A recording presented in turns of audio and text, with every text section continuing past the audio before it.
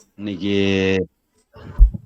Special தேதி, சிறப்பு நிகழ்வு நடந்த தேதின்னு வச்சுக்கலாம். இன்னைக்கு மாதம் 5வது மாசம் 10/5 அப்படின்னு ஒரு ஸ்பெஷல் தேதியா இருக்கு. 10/5/2026 அதான் அன்னையர் தினமும் வருது. அந்த கணக்காயிடுச்சு இன்னைக்கு. நட்சத்திரம் 9 மணி வரைக்கும் என்னமோ அவிட்ட நட்சத்திரம் இருக்குது. அதுக்கு மேல சதய நட்சத்திரம் ஆரம்பிக்கும். அதனால கும்பத்துல தான் சந்திரன் இருக்கும். அது ஒரு கணக்கு இன்னைக்கு ஓடிட்டு இருக்குது. இன்னைக்கு பொதுவா எத்தனையோ விஷயங்கள உலகத்துல தெரிஞ்சுட்டே இருக்கிறோம். எல்லை இல்லாம தெரிஞ்சுட்டு இருக்கிறோம். கணக்கு இல்லாம தெரிஞ்சுட்டு இருக்கிறோம். அது தேவை இருக்கலாம், தேவை இல்லாமல் போகலாம். ஆனா நம்ம தெரிஞ்சுக்கிறத தடுக்க முடியல. அதாவது யார் யாருக்காகவோ தெரிஞ்சுக்க வேண்டியது இருக்குது. யாரோ தெரிஞ்சுக்க சொல்றாங்க. யாருன்னே தெரியாதவங்க பேசுறத கூட நம்ம கேட்டுக்க வேண்டியதா இருக்குது. அப்ப இந்த மாதிரி தான் நம்ம நிலைமை இருக்குது. அப்போ ஒரு குரலு இவங்க வேண்டியவங்க இத மட்டும் நம்ம தெரிஞ்சுக்கலாம். நம்மளோட தேவை இவ்வளவுதான். இதுக்கு மேல நமக்கு தேவையில்ல. அப்படின்னு எதுலயுமே நம்ம அளவு லிமிட் எல்லாம் பார்க்க முடியறதில்ல. இது என்ன கரெக்ட்டா ஸ்பிரிச்சுவல் தான் பேசுறீங்களா? ஜெனரலா ஏதாவது பேசுறீங்களா? அப்படின்னு பார்த்தா, இதுவும் ஸ்பிரிச்சுவல் தான். அப்படிதான் இத எடுத்துக்கணும். ஏன்னா, நம்ம மேல விஷயங்கள் திணிக்கப்பட்டுக்கிட்டே இருக்கிறது. அது இன்னும் சொல்லப்போனா, பல டெவில்ஸ் சேர்ந்து, அதாவது பல பேய்கள் சேர்ந்து நம்மை ஆட்டி வைத்துக் கொண்டே இருக்கிறது. அதாவது பல தேவையில்லாத சக்திகள் நம்மை ஆட்டி வைத்துக் கொண்டே இருக்கிறது. அந்த எல்லா சக்திகளின் இழுப்புக்கெல்லாம் நம்ம பலகீனமா இருக்கிறதுனால எல்லா பக்கமும் அசைஞ்சு கொடுக்குறோம், விட்டு கொடுக்குறோம். அது இழுத்துட்டு போவதுக்கு அது போன போக்குல விட்டு கொடுத்து போறோம். அதனால நம்ம நிறைய நஷ்டம் அடைகிறோம். ஆனா நம்ம நஷ்டம் அடைகிறோம்னு நம்ம தெரிஞ்சுக்காம இருக்கிறோம். அது அதோட பெரிய பலகீனம். அது இழுப்புக்கு போறது ஒரு பலகீனம். அப்புறம் அதனால நம்ம ஆற்றல் நஷ்டமாகுதுன்னு தெரிஞ்சுக்காம இருக்கிறது அதோட ஒரு பலகீனம். இப்ப நம்ம பலமாகறதுக்கு என்ன பண்ணணும்னா, நம்ம கிட்ட இருக்கிற பலகீனத்த பூரா தெரிஞ்சுக்கணும். ஐயா எப்போதும் வாரத்துல தினசரி சித்த வேதம் தான் சொல்றாங்க. அதுலதான் இப்படியே இந்த மாரி கருத்துக்களே சொல்றாங்க. இன்னைக்கு ஒரு நாளு நீ இப்பவும் அதே மாரி கருத்துக்கள சொல்ற மாரி இருக்குதே! அப்படின்னு எனக்கு நீங்க சொல்றது கேக்குது. ஆனாலும் கிட்டத்தட்ட நம்ம பலகீனங்கள சரி செய்துக்கிட்டோம்னா, சரியில்லாத சரி பண்ணி விட்டோம்னா, சரியா இருக்கிறது ஏற்கனவே சரியா இருக்குது. அப்ப மைனஸ் எல்லாம் கரெக்ட் பண்ணிட்டா, எக்ஸ்ட்ரா பிளஸ் வந்துரும் தன்னால. அப்ப நம்ம செய்ய வேண்டியது அதுதான். அப்ப இது ஒரு மாரி பூடகமா சொல்ற மாரி இருக்குது. நேரடியா சொல்றதா இருந்தாலும் அதுதான். அதாவது தேவையில்லாத எண்ணங்கள வளர்த்துக் கொள்ளக்கூடாது. தேவையில்லாத எண்ணங்களுக்கு பின்னால போக்கூடாது. தேவையில்லாத எண்ணங்களுக்கு முக்கியத்துவம் குடுக்கக்கூடாது. அப்ப நம்ம ஒரு எல்லைக்கோடு போட்டுக்கணும். அதாவது 4 விஷயம் தான் நமக்கு லைஃப்ல அச்சீவ்மென்ட் அப்படின்னு ஒரு குறிப்பா 4 தேர்ந்தெடுத்து 4 கரெக்ட் பண்ணாலே போதும். நம்ம ஃபேமிலி அத நம்ம சரியா பார்த்துக்க வேண்டிய அவசியம் இருக்கு. இப்ப நம்ம சமுதாயத்துல இருக்கிறோம். அது கொஞ்சம் கரெக்ட் பண்ணிக்க வேண்டியதா இருக்கு. சரி நாடு, அத கொஞ்சம் கரெக்ட் பண்ணிக்க வேண்டியதா இருக்கு. சரி நம்ம உடம்பு, மனசு அத கொஞ்சம் கரெக்ட் பண்ண வேண்டியது. இதோட இந்த எல்லைய வகுத்துக்கலாம். இதுக்கு மேல ஒண்ணும் வேண்டாம். இந்த எல்லைகள நம்ம சரியா மேனேஜ் பண்ண தெரிஞ்சு, புரிஞ்சுக்க தெரிஞ்சாலே போதும். இதுக்கு மேல எக்ஸ்ட்ரா நம்ம மேனேஜ் பண்ண நெனச்சுதான், நெறைய சிக்கலுக்கு ஆளாகுறோம். அல்லது சில சிக்கல்கள் வந்துட்டா அத அவுக்கவே முடியறதில்ல. அல்லது ஒரு தடவ வந்துட்டா அந்த சிக்கல் நீங்கிறதே இல்ல. யாராலயும் நீக்க முடியாதுங்கிற மாரி இருக்கு நெலைம. நீங்க போட்ட முடிச்சு எங்க போட்டு வச்சிருக்கீங்கன்னு உங்களுக்கு தான் தெரியும். எப்படி போட்டீங்கன்னு உங்களுக்கு தான் தெரியும். நீங்க தான் முடியும்னு சமுதாயமும் மத்தவங்களும் நம்ம மேலேயே பொறுப்ப குடுத்துர்றாங்க. அப்ப நம்ம திண்டாடி போறோம். அ அதனால வாழ்க்கைங்கிறது பீர்க்கங்காய் சிக்கல்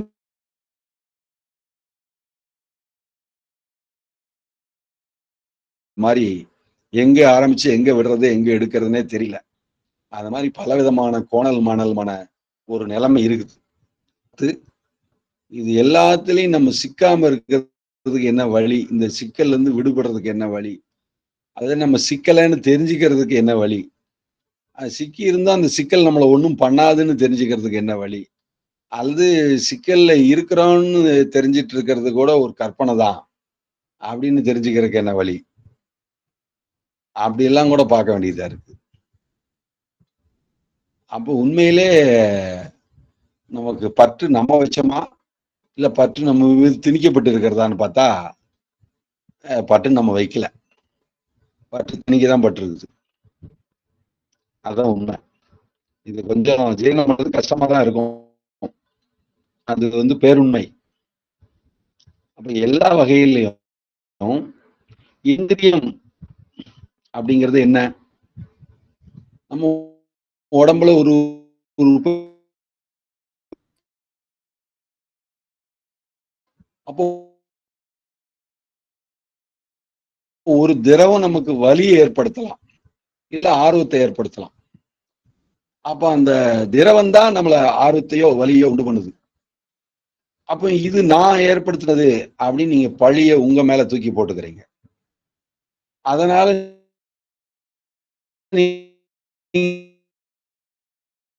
நீங்க செயல்பட்டு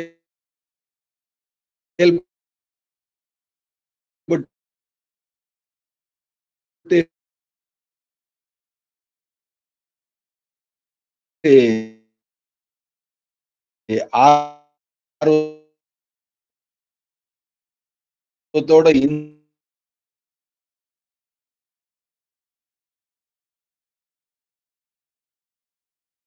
இந்திரிய செயல்படுறது நீங்க செயல்பட்டதா நீங்க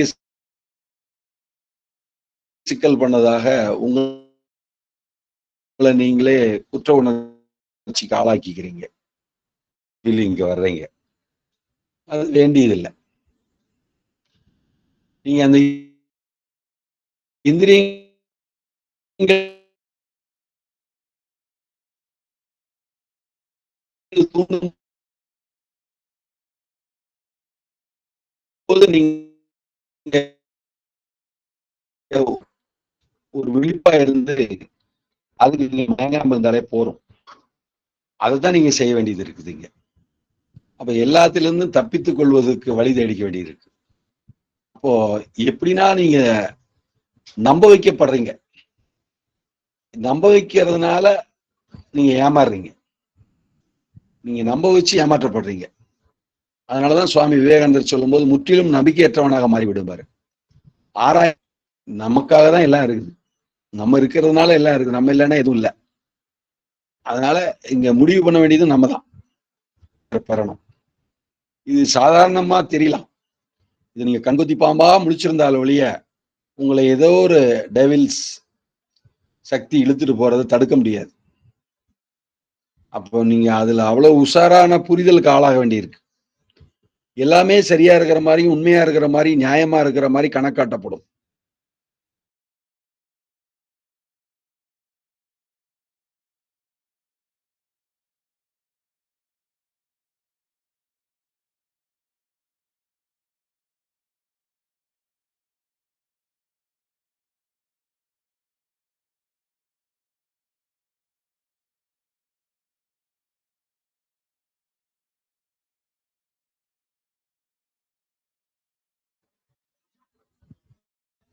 ஐயா கேக்குதுங்களா?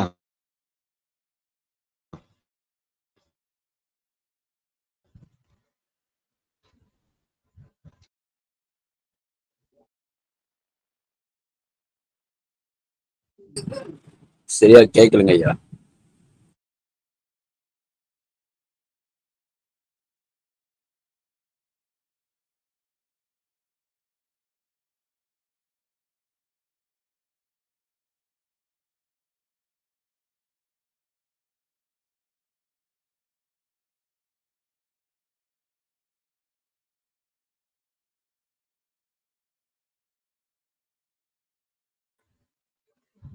ஐயா இப்ப கேக்குதுங்களா? கேக்குதுங்க ஐயா. ஹலோ, கேக்குது இல்ல? சரி. அப்போ ஏதோ ஒரு சூழ்நிலையில ஏதோ ஒரு புரிதல் கோளாறுனால நம்ம மாட்டிக்கிறோம். அப்ப புரிதல் தான் நம்மகிட்ட தெளிவா இருக்க வேண்டியதா இருக்கு. தேவையான அளவுக்கு புரிதல தான் வளர்த்திக்க வேண்டியிருக்கு. தேவையான அளவுக்கு புரிதல் இருந்தா தான், தேவையான அளவுக்கு விழிப்புணர்ச்சி இருக்கும். விழிப்புணர்ச்சி எந்த அளவுக்கு இருக்கோ, அந்த அளவுக்கு புரிந்து கொள்ள முடியும். அப்ப 2ம் ஒண்ணு சேர்ந்து தான் இருக்குது. அப்ப எப்படி பார்த்தாலும், நம்ம தேவையான அளவுக்கு புரிதலும், விழிப்புணர்ச்சியும் கையாண்டால் ஒழிய, இந்த பொய்யான மயக்கம் நம்மள விட்டு போகாது. அத நம்பிர்றோம். நெறைய விஷயங்கள நியாயமா இருக்கிற மாரி தோணும். சரியா இருக்கிற மாரி இருக்கும். உண்மையா இருக்கிற மாரி இருக்கும். அதாவது பொய் பொருந்த சொன்னா மெய் திரு திருன்னு முழிக்கும் அப்படிம்பாங்க. அது டாக்டர் அறிவொளின்னு ஒருத்தர் இருந்தாரு. அவர் மீட்டிங்ல பேசும்போது தான் சொல்லுவாரு. சரியா இருக்கிறதெல்லாம் உண்மையா இருக்கணும்னு அவசியம் இல்ல. உண்மையா இருக்கிறதெல்லாம் சரியா இருக்கணும்னு அவசியம் இல்ல. அதனால நீங்க எதையும் ஆராய்ந்து தெளியுங்கள்ம்பாரு. வள்ளுவர் கூட அதான் சொல்றாரு. யார் எத சொன்னாலும் சரி, நீங்க சரியான உண்மை எதுன்னு உங்க அறிவால கண்டுக்கோங்க, தெரிஞ்சுக்கோங்க அப்படிங்கிறாரு. அப்போ நமக்கு தேவை மிகச் சரியான ஒரு மனோபாவம் வேண்டியிருக்கு. நம்ம மனோபாவமா தான் வாழ்றோம். அது சரியான மனோபாவமா ஆகணும்.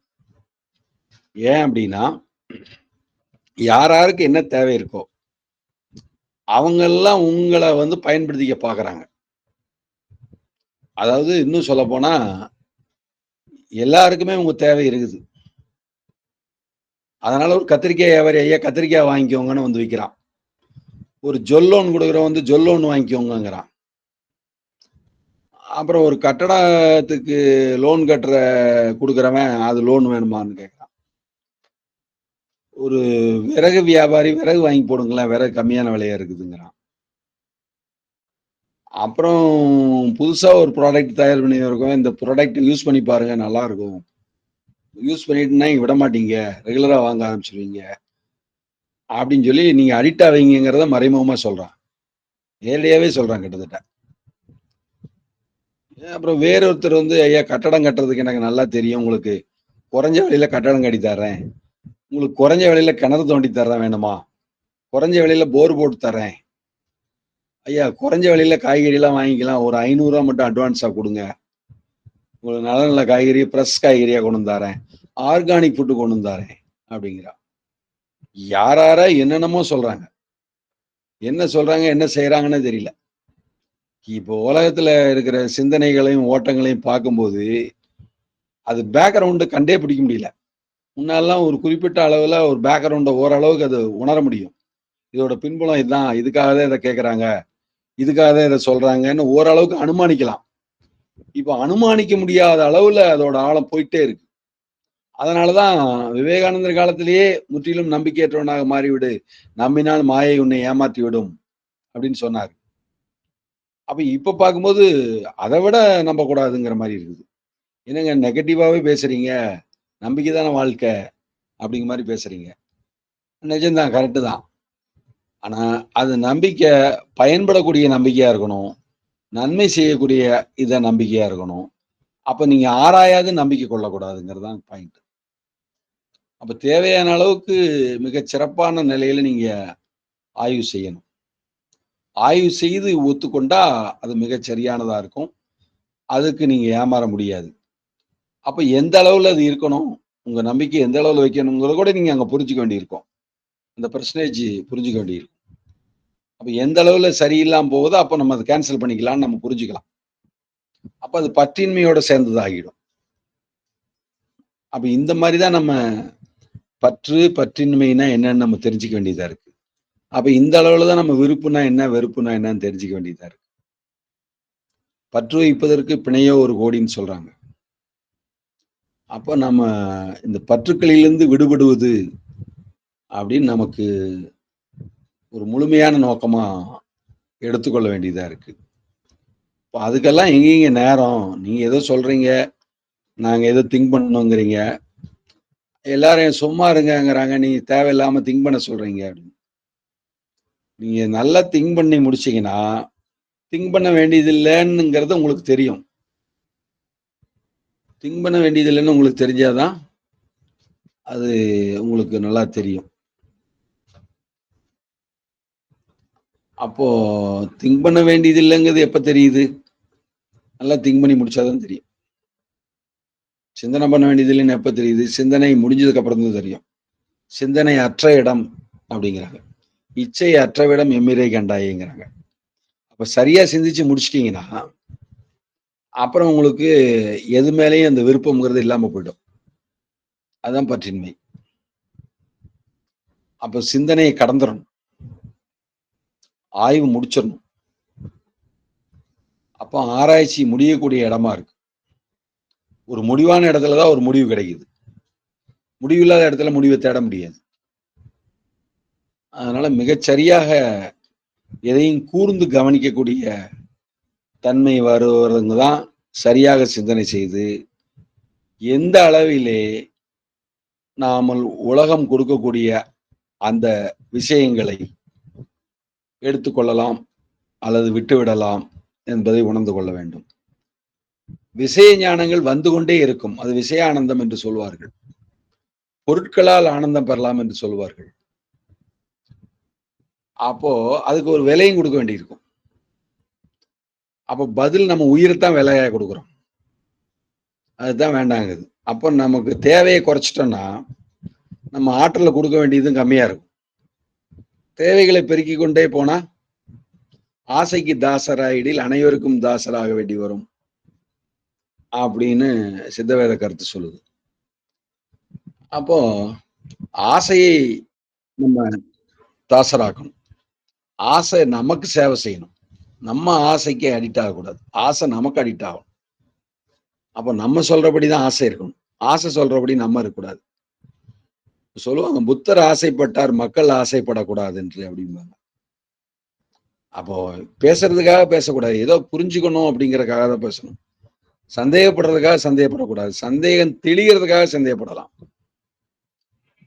அப்ப நம்பிக்கையின்மை வருவதற்காக நம்ம நம்பிக்கையை சந்தேகப்படல.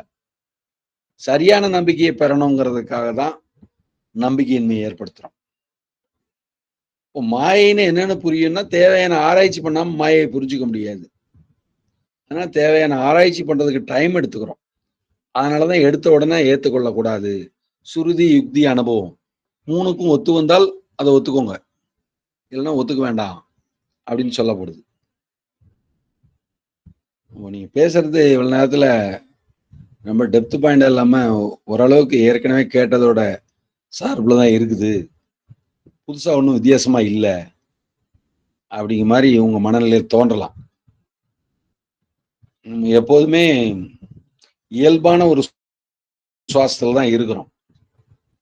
அது ஒரு சிறப்பான சுவாசமா மாத்தணும் அப்படிங்கிறது இருக்குது. அதுக்கு இந்த பேஸ் அடிப்படையா இருக்கிற விஷயங்களை தான் நம்ம அசால்ட்டா விட்டுட்டு அதை கேர் எடுத்துக்கிறது இல்லை. அது சரி பண்ணாமே விட்டுட்டோம். அதிகம் பேர் சரி பண்ணலான்னு தான் நினைக்கிறேன், நான் உட்படன்னு வச்சுக்கோங்களேன். அப்படி பண்ணாதனாலதான் இதை மறுபடியும் ஞாபகப்படுத்த வேண்டியதா இருக்கு. அந்த அடிப்படைகளை சரி செய்ய வேண்டியதா இருக்கு.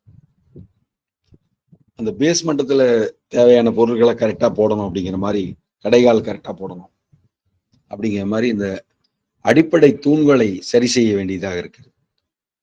அப்புறம்தான் மேல கட்டக்கூடிய கட்டடங்கள் சரியா நிற்கும்.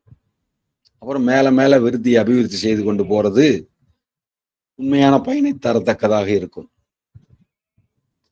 அதனால கீழே அஸ்திவாரத்தை பலமா போடணும் அப்படிங்கிறதுனாலதான் அது நம்ம அந்த கோணத்தை திரும்ப திரும்ப நுட்பமாக கவனிச்சு பார்க்க வேண்டியதா இருக்கு. அது எத்தனை கோணத்துல பார்த்தாலும் நல்லதுதான். அது சரி செய்ய வேண்டியது அவசியம் இருக்குது. அப்போ இப்ப இந்த சுவாசம்ங்கிறத சொன்னேன். இதுல எத்தனையோ பேர் எத்தனையோ வகைகள்ல சொல்லியாச்சு. இப்ப நான் இந்த ஷார்ப்பா இருக்கக்கூடிய, என்ன சொல்றது, சிந்தனையே பண்ணாம பேசுற நிலையில இருந்து இப்ப பேசல. சாதாரணமா சிந்தனை பண்ணிட்டே பேசுற மாதிரி தான் உங்கள்கிட்ட பேசுறேன். அந்த மெய்மருந்து பேசுற மாதிரி நிலையில இருந்து நான் இப்ப பேசல. ரொம்ப சராசரியா இருந்து இயல்பா பேசிட்டு இருக்கிறேன். ரொம்ப இயல்பா பேசுறேன். அதனால இந்த சுவாசம் எப்படி நடக்கணுங்கிறது நம்ம சுவாசத்துக்கு நம்ம கத்துக் கொடுக்க வேண்டியது இல்லை. அதுதான் கத்துட்டு இருக்குது. அது எப்படி நடந்துக்கணும் அதுக்கு தெரியும். நம்ம அதுக்கு சில இடைஞ்சல் கொடுக்குறோம். அதனால அது எப்படி நடக்கிறதுன்னு தெரியாம தடுமாறுது. நாம கொடுக்கறது மட்டும் இல்ல. வெளியில இருந்து சில விஷயம் அட்மாஸ்பியர்ங்கிற பெயர்ல நமக்கு வருது. சுற்றுப்புற சூழல்ங்கிற பெயர்ல வருது. அதையெல்லாம் சேர்ந்து நம்முடைய சுவாசம் சீரா நடக்கிறதுக்கும், சரியா நடக்கிறதுக்கும் இடையூறாக வந்து வாய்க்கிறது. அப்போ அதையெல்லாம் சரி செய்ய வேணுமா? அப்படின்னா ஆமா. அப்போ அது கண்ட்ரோல் பண்ண முடியுமா? எஸ், பாசிபிலிட்டி இருக்கு. சாத்தியம் இருக்குது. அப்ப எல்லாருக்கும் சாத்தியக்கூறு இருக்கா? இருக்கு. எப்படி இருக்குது? ஒருத்தர் அதை சரி பண்ணிக்கலாம். இன்னொருத்தர் சரியா இருக்கிற இடத்துல போய் இருந்துக்கலாம். இப்போ மலைப்பாம்பு இருக்குது. அது என்ன பண்ணணும்னா அது கூடெல்லாம் கட்ட தெரியாது. பாம்பு ஏற்கனவே இருக்கிற புத்துல போய் குடியிருந்துக்கும். அது புத்துக்கண்ணு கட்ட தெரியாது. கரையாங்க கட்டி வச்சிருக்கோம். இது போய் உட்காந்துக்கும். எத்தனையோ பேர் வாடகை வீட்டுல போறோம். யாரோ வீடு கட்டி வச்சிருக்கிறாங்க. போற இடத்துல நம்ம வீடு கட்ட முடியுமா? அப்ப சரியா கட்டி இருக்கிற வீடை தேர்ந்தெடுத்து நம்ம இருந்துக்கிறோம் இல்லையா? அந்த ஒரு மனநிலைக்கு வந்துடணும். அப்ப சுற்றுப்புற சூழல் எல்லாம் சரியா இருக்கிறத கொஞ்சம் தேர்ந்தெடுக்கணும். அப்போ சரியான தொழிலை தேர்ந்தெடு, சரியாக சிந்தனை செய்யணும் புத்தர் சொல்றது இப்ப நம்ம ஞாபகத்துக்கு வருகிறது. இப்படி எல்லா வகையிலும் சரியானத சுற்றுப்புற சூழல் சரியா இருக்கிற வாழ்விடத்தை தேர்ந்தெடுக்கணும், அமைச்சுக்கணும். அமைச்சுக்க முடிஞ்சுக்கிறவங்க அமைச்சுக்கலாம், தேர்ந்தெடுக்கிறவங்க தேர்ந்தெடுத்துக்கலாம். யாருக்கு எது சாத்தியமோ அதை அவங்க பண்ணிக்க வேண்டியதுதான். ஆனா இதெல்லாம் நாங்க எதிர்பார்க்கிற இடத்துல கிடைக்குமா அப்படின்னு கேட்டா அது சொல்ல முடியாது. எந்த இடத்துல இருக்கோ அங்க நீங்க உங்க வாழ்க்கையை தொடங்க வேண்டியதுதான். திரைக்கடல் ஓடியும் திரவியம் தேடுங்கிறாங்க. எது நல்லதோ அது நல்லது. எவ்வளி நல்வழி அவ்வழி நல்வழி. அப்ப அதுக்கு என்ன வேணும்? மன உறுதி. நீங்க மன உறுதி இல்லைன்னா அவர் பேச்சையும் கேட்பீங்க, இவர் பேச்சையும் கேட்பீங்க. அப்புறம் மூணாவதா நான் வேற சொல்லிட்டு இருக்கிறேன். யார் பேச்சதான் கேட்கறதுங்க? கடவுள் எனக்கு இவ்வளவு பெரிய சோதனை கொடுத்தாரு அப்படின்னு நம்ம கன்ஃபியூஸ் ஆகக்கூடாது. எது சரியானதோ அதை கேட்கறது இல்லை, அதை நடைமுறைப்படுத்தினா நமக்கு நல்லது. கேட்கறதுனால யாரு கேட்டாங்களோ அது சொன்னவங்களுக்கு அதனால பயன் இருக்கலாம், இல்லாமலும் இருக்கலாம். அது முக்கியம் இல்லை. நமக்கு அது பயன் தருமானா அதை கேட்டுத்தான் ஆகணும், பயன்படுத்தி தான் ஆகணும்.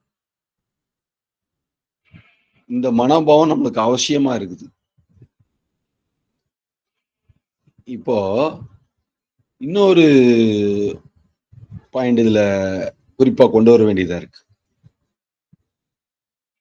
நம்ம வாத பித்த சிலேத்துமம் அப்படின்னு வைத்திய சம்பந்தமானதுதான். இது உங்க மனநிலையை கிரியேஷன் பண்ணுது. அப்ப சுற்றுப்புற சூழலும் இந்த வாத பித்த சிலேத்துமத்தை உற்பத்தி ஆக்குது. அதாவது தகுந்த சுற்றுப்புற சூழ்நிலை இல்லைன்னா உங்க வாத பித்த சிலேத்துமம் சமநிலையில இருக்காது. அப்போ அது உங்க சுவாசத்துல தகராறு உண்டு பண்ணும். நீங்க தகுந்த உணவு எடுத்துக்கலைன்னா வாதப்பித்த சிலேத்துமம் சமநிலையில இருக்காது. வாதப்பித்த சிலேத்துமம் சமநிலையில இல்லை அப்படின்னா உங்க சுவாசம் சரியா இருக்காது. அப்ப நீங்க அதை பார்த்துதான் ஆகணும். எப்படினாலும் ஒரு விஷயத்தை சரி செய்ய போனீங்கன்னா இன்னொரு விஷயம் அதனால சரி செய்யப்படும். அப்போ அதுக்கு நீங்க வெயிட் அண்ட் சீன்னு இருக்கணும், கொஞ்சம் பொறுமையா இருக்கணும். நல்ல தண்ணி எடுத்து இதுல ஊத்திட்டாங்க, அப்ப இந்த தண்ணி முழுக்க நல்ல தண்ணி ஆயிடுச்சுல்ல அப்படின்னு சொல்றீங்க. கரெக்டு தான். கொஞ்ச நேரம் பாருங்க, டைம் கொடுங்க. அவ்வளவு நேரம் கலங்கின அந்த இதுல எப்படியும் டஸ்ட் எல்லாம் இருந்திருக்கும். அது கொஞ்சம் அப்படியே அடிமட்டத்துக்கு போகிற வரைக்கும் பொறுமையா இருங்க. அது ஒதுங்குற வரைக்கும் பொறுமையா இருங்க. அந்த மாதிரி ஒரு சில விஷயம் சரியா இருக்கு, கொஞ்சம் நேரம் எடுத்துக்கும். நேரம் எடுத்துக்காம பாத்தீங்களா சரியாகல அப்படின்னு அவசரப்படக்கூடாது. இந்த வேகம் தான் நம்மளுக்கு பெரிய பிரச்சனை. அது மனசு அந்த வேகத்தை காட்டி தான் நம்மளுக்கு கன்ஃபியூஸ் பண்ணி விடுது. அந்த வேகத்துக்கு அடிமையாகி நம்ம கன்ஃபியூஸ் ஆகிக்கிறோம். திரும்ப ஷார்ப்பான வார்த்தை அது. அதனால விவேகத்தை கொண்டு வரணும் அப்படின்னா வேகத்தை கட்டுக்குள்ள வைக்கணும். வேக கட்டுப்பாட்டு கருவி எப்படி பேருந்துல இருக்கோ, அது மாதிரி நம்ம மனசுக்கும் விழிப்புணர்வு கொடுத்து வேக கட்டுப்பாட்டை அதுக்கு விதிக்கணும். அந்த நம்ம மனசுக்கு நம்ம தான் வேக கட்டுப்பாடு கொடுக்க முடியும்.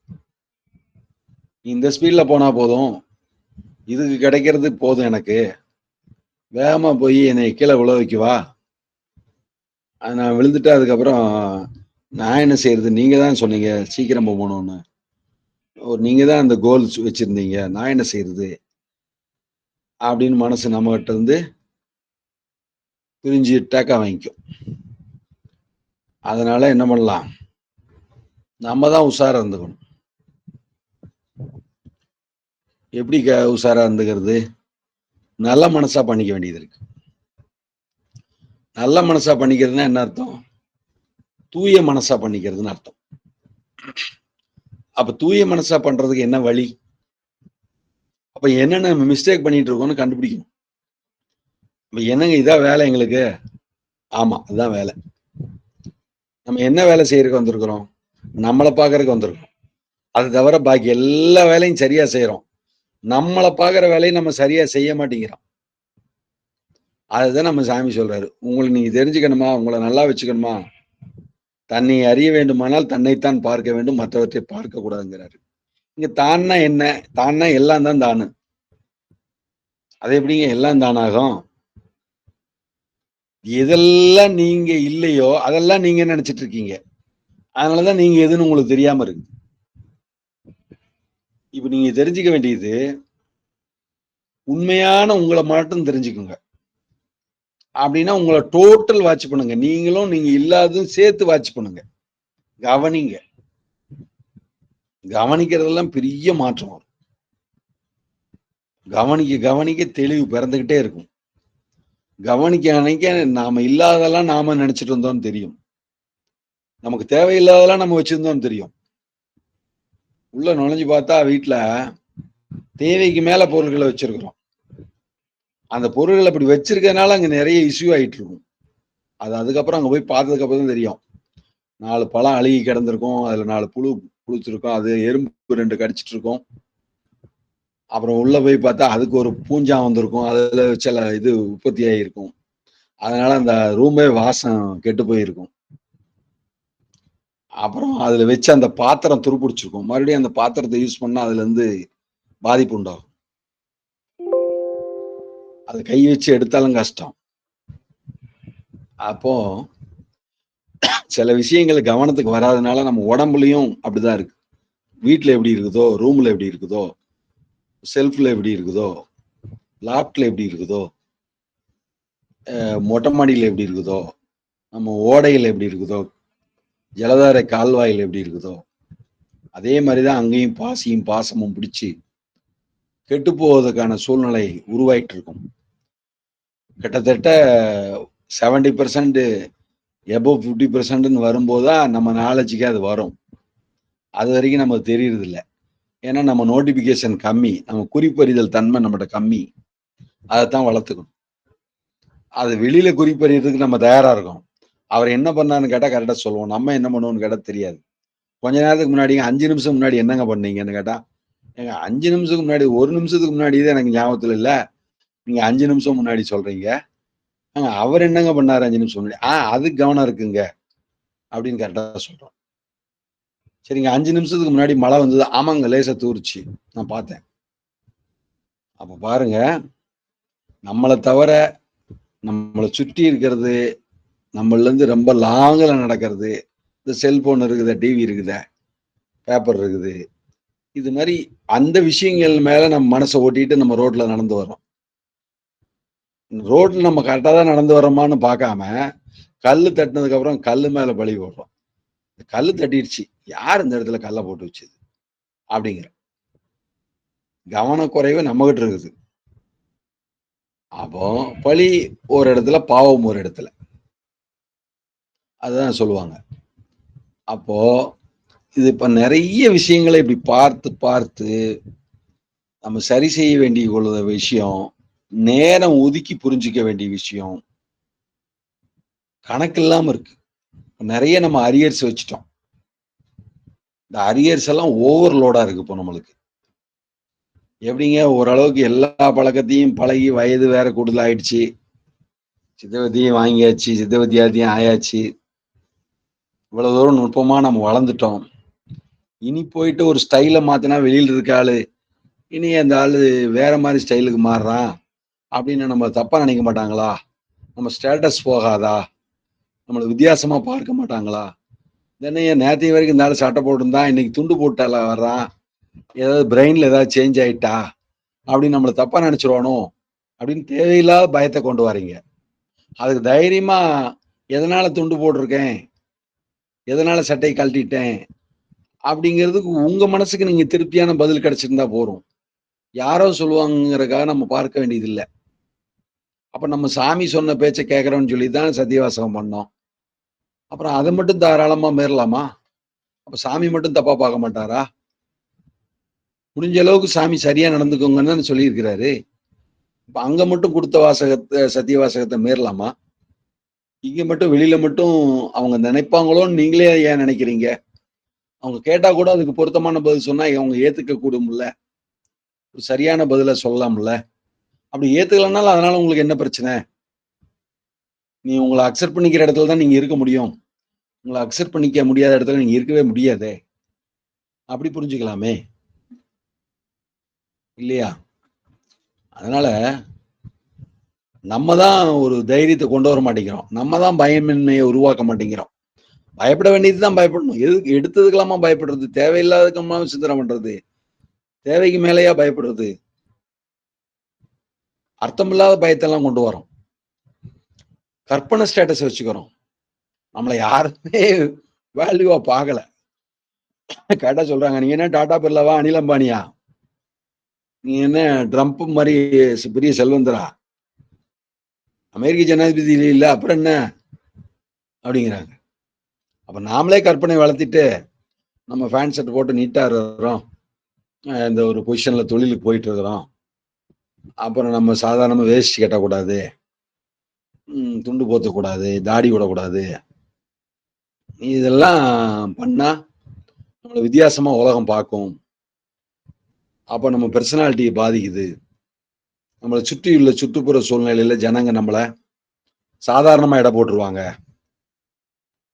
அப்போ கண்டக்டர் கூட வாங்க சார்னு கேட்க மாட்டான். அது கூட நமக்கு இஷ்யூ ஆகுது பாருங்க. ஹோட்டலுக்கு போனா சார் அப்படின்னு நல்ல மரியாதை கொடுக்க மாட்டான். ஏதோ தாடிக்காரன் ஏதோ ஒரு மாதிரி ரோட்ல ஏதாவது அலைஞ்சிட்டு திரிகிறாரு இருப்பாரோ அப்படிங்கிற மாதிரி மனநிலைக்கு வந்துருவாரோ அப்படின்னு அதுக்கும் ஒரு பயப்படும். அஞ்சி அஞ்சி சாவார் அவனியிலே, இவர் அஞ்சாத பொருள் இல்லை அவனியிலே அப்படின்னு பழைய ஒரு பாட்டு கூட சொல்லுவாங்க. அதனால அச்சம் பூஜ்ஜியமாக வேண்டும், பயம் பூஜ்ஜியமாக வேண்டும் வள்ளலார் சொல்றார். இந்த பயம்தான் ராமதீர்த்தா பேசுனது கூட நேத்த முந்தானால பேசு அல்ல சொல்றாரு. இந்த பயம்தான் பெரிய சிக்கலுங்கிறார். அதே நேரத்துல அஞ்சுவது அஞ்சாமை பேதமை ஏற்கனவே தெரிஞ்சிருக்கும். சூரியன் கூட தன்னுடைய வேலையை ஒழுங்கா செய்துன்னா அச்சத்தினாலதான் செய்துங்காரு சுவாமி விவேகானந்தர். பாருங்க. அப்போ அந்த பயம்ங்கிறது உலகத்தை எந்த அளவுல வச்சிருக்குது. எல்லாரும் பயமின்மை வந்ததுனால தானே சத்திய தர்மத்தை மீறி நடந்துட்டு இருக்கிறாங்க. நீங்களும் மறுபடியும் பயமின்மையை உருவாக்குறீங்க. பயமின்மைதான் சரின்னு சொல்றீங்களே. இல்ல, சத்திய தர்மப்படி நடக்கணுங்கிற பயம் இருக்கணும். அது பயம் இல்ல, முறையா இருக்கலையே அப்படிங்கிற அறிவுபூர்வமான தெளிவு. அது பயம்னு எடுத்துக்க முடியாது. அறிவுபூர்வமா நடக்காம சரியில்லாம போறமே, இதுக்கு பழிநாணுதல்னு பேரு. அந்த பழிநாணுதல்ல அச்சம் இருக்கணும். இப்படி பழிக்கு ஆளாய் விடுவேனோ அப்படிங்கிற அச்சம் இருக்கும். தர்ம சத்தியத்தை மீறினதாக உலகம் என்னை பழிக்குமோ, சான்றோர்கள் என்னை பழிப்பார்களோ, மகான்கள் என்னை பழிப்பார்களோ, தெய்வீகம் தெய்வத்தன்மை என்னை பழிக்குமோ, தர்மமும் சத்தியமும் என்னை தண்டிக்குமோ அப்படிங்கிற பயம் வேணும். ஆனா எதுல பயப்படணுமோ அதுல பயப்பட மாட்டேங்கிறோம். எதுல பயப்படக்கூடாதோ அதுல போய் பயந்துட்டு இருக்கிறோம். பாருங்க நம்ம நிலைமை. நம்ம எப்படி இருக்கோம்னு கூட நம்ம தெரிஞ்சுக்க முடியல. அப்ப நம்ம எப்படி இருக்கிறோம்னு நம்ம தெரிஞ்சுட்டு தான் வேற நினைச்சுக்கிறோம். நான் சரியா தாங்க இருக்கிறேன். நீங்க சும்மா ஏதோ சொல்லிட்டு இருக்கிறீங்க. அப்படியெல்லாம் ஒண்ணும் இல்ல. நான் ரொம்ப சரியா அக்யூரேட்டா எல்லாம் ஒண்ணு லைஃப் நல்லா போட்டிருக்கேன். என் சொந்தக்காரங்க நல்லது பண்ணியிருக்கேன். கம்பெனிக்கு நல்லது பண்ணியிருக்கிறேன். என்னை எல்லாரும் சரியா தான் இருக்கிறீங்கன்னு சொல்றாங்க. நல்ல சர்டிஃபிகேட் தான் பண்ணியிருக்காங்க. நீங்க சும்மா ஏதோ பேசுறதுக்கு வாய்ப்பு கிடைச்ச உடனே நீங்க என்னமோ சரியா இருக்கிற மாதிரி, நாங்கெல்லாம் சரியா இருக்கிற மாதிரி, சரியா இல்லாத மாதிரி நீங்களே ஒரு கற்பனை வளர்த்திட்டு அங்க உட்காந்து எல்லாம் கற்பனையில சொல்லிட்டு இருக்கீங்க. நீங்க எப்போ எத்தனை தடவை எங்களை பார்த்திருக்கீங்க, பேசியிருக்கீங்க? நாங்கெல்லாம் மிக சரியா தாங்க இருக்கிறோம். நீங்க சரியில்லாம இருந்தா நீங்க உங்களை சரி பண்ணிக்கோங்க. நீங்க தான் புரிஞ்சுக்க வேண்டியது. நாங்க இல்ல. அப்படிங்கிற மாதிரி கூட சில பேர் நினைக்கலாம். அப்படி இருந்தா அது சந்தோஷம் தான். உண்மையிலே சரியா இருந்தா நல்லதுதான். அதுவும் சித்த வித்தைக்கும் சேர்த்து சரியா இருந்தீங்கன்னா ரொம்ப நல்லது. சாமிக்கும் சேர்த்து சரியா இருந்தீங்கன்னா நல்லது. சத்திய தர்மத்துக்கும் சேர்த்து சரியா இருந்தீங்கன்னா ரொம்ப நல்லது. இந்த ஆன்மீக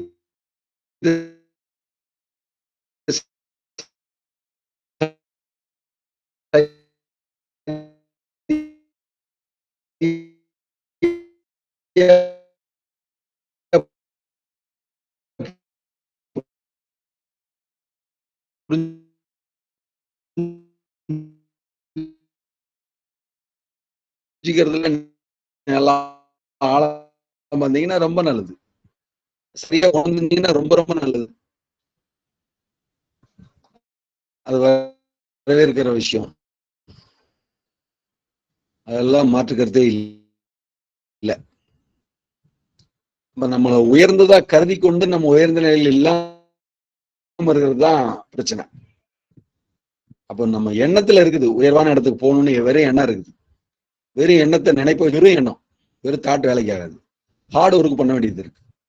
அல்லும் பகலும் இரவும் கண்டுஞ்சார் பசினொக்கார் கர்மமே கண்ணாயினான்னு பண்ணலைன்னா இதுல இருந்து விடுதலை ஆக முடியாது. அதாவது பற்றுக்கள்ல இருந்து விடுதலை ஆக முடியாது. துன்பத்திலிருந்து விடுதலை கிடைக்காது. துக்கத்திலிருந்து விடுதலை கிடைக்காது. சாத்தியமே இல்லை. ஒரு துக்கத்தை சரி கொண்டு செஞ்சீங்கன்னா இன்னொரு துக்கம் வந்து சேரும். அது முடிஞ்சா இன்னொரு துக்கம் வேணா கொஞ்சம் கால இடைவெளி இருக்கலாம். 1 நாள் 2 நாள் 1 மாசம் 1 வருஷம் அவ்வளவுதான். மறுபடியும் துக்கம் வந்து ஏதோ ஒரு விதத்துல வந்துடும். அப்போ துன்பத்திற்கு துன்பம் கொடுப்பார்கள், துன்பத்திற்கு துன்பப்படாத நிலையை நம்ம அடையல. அந்த நிலையை அடையணும். அதை தவிர நமக்கு ஒரு வழி இல்லைங்கன்னு நம்ம புரிஞ்சுக்கணும்.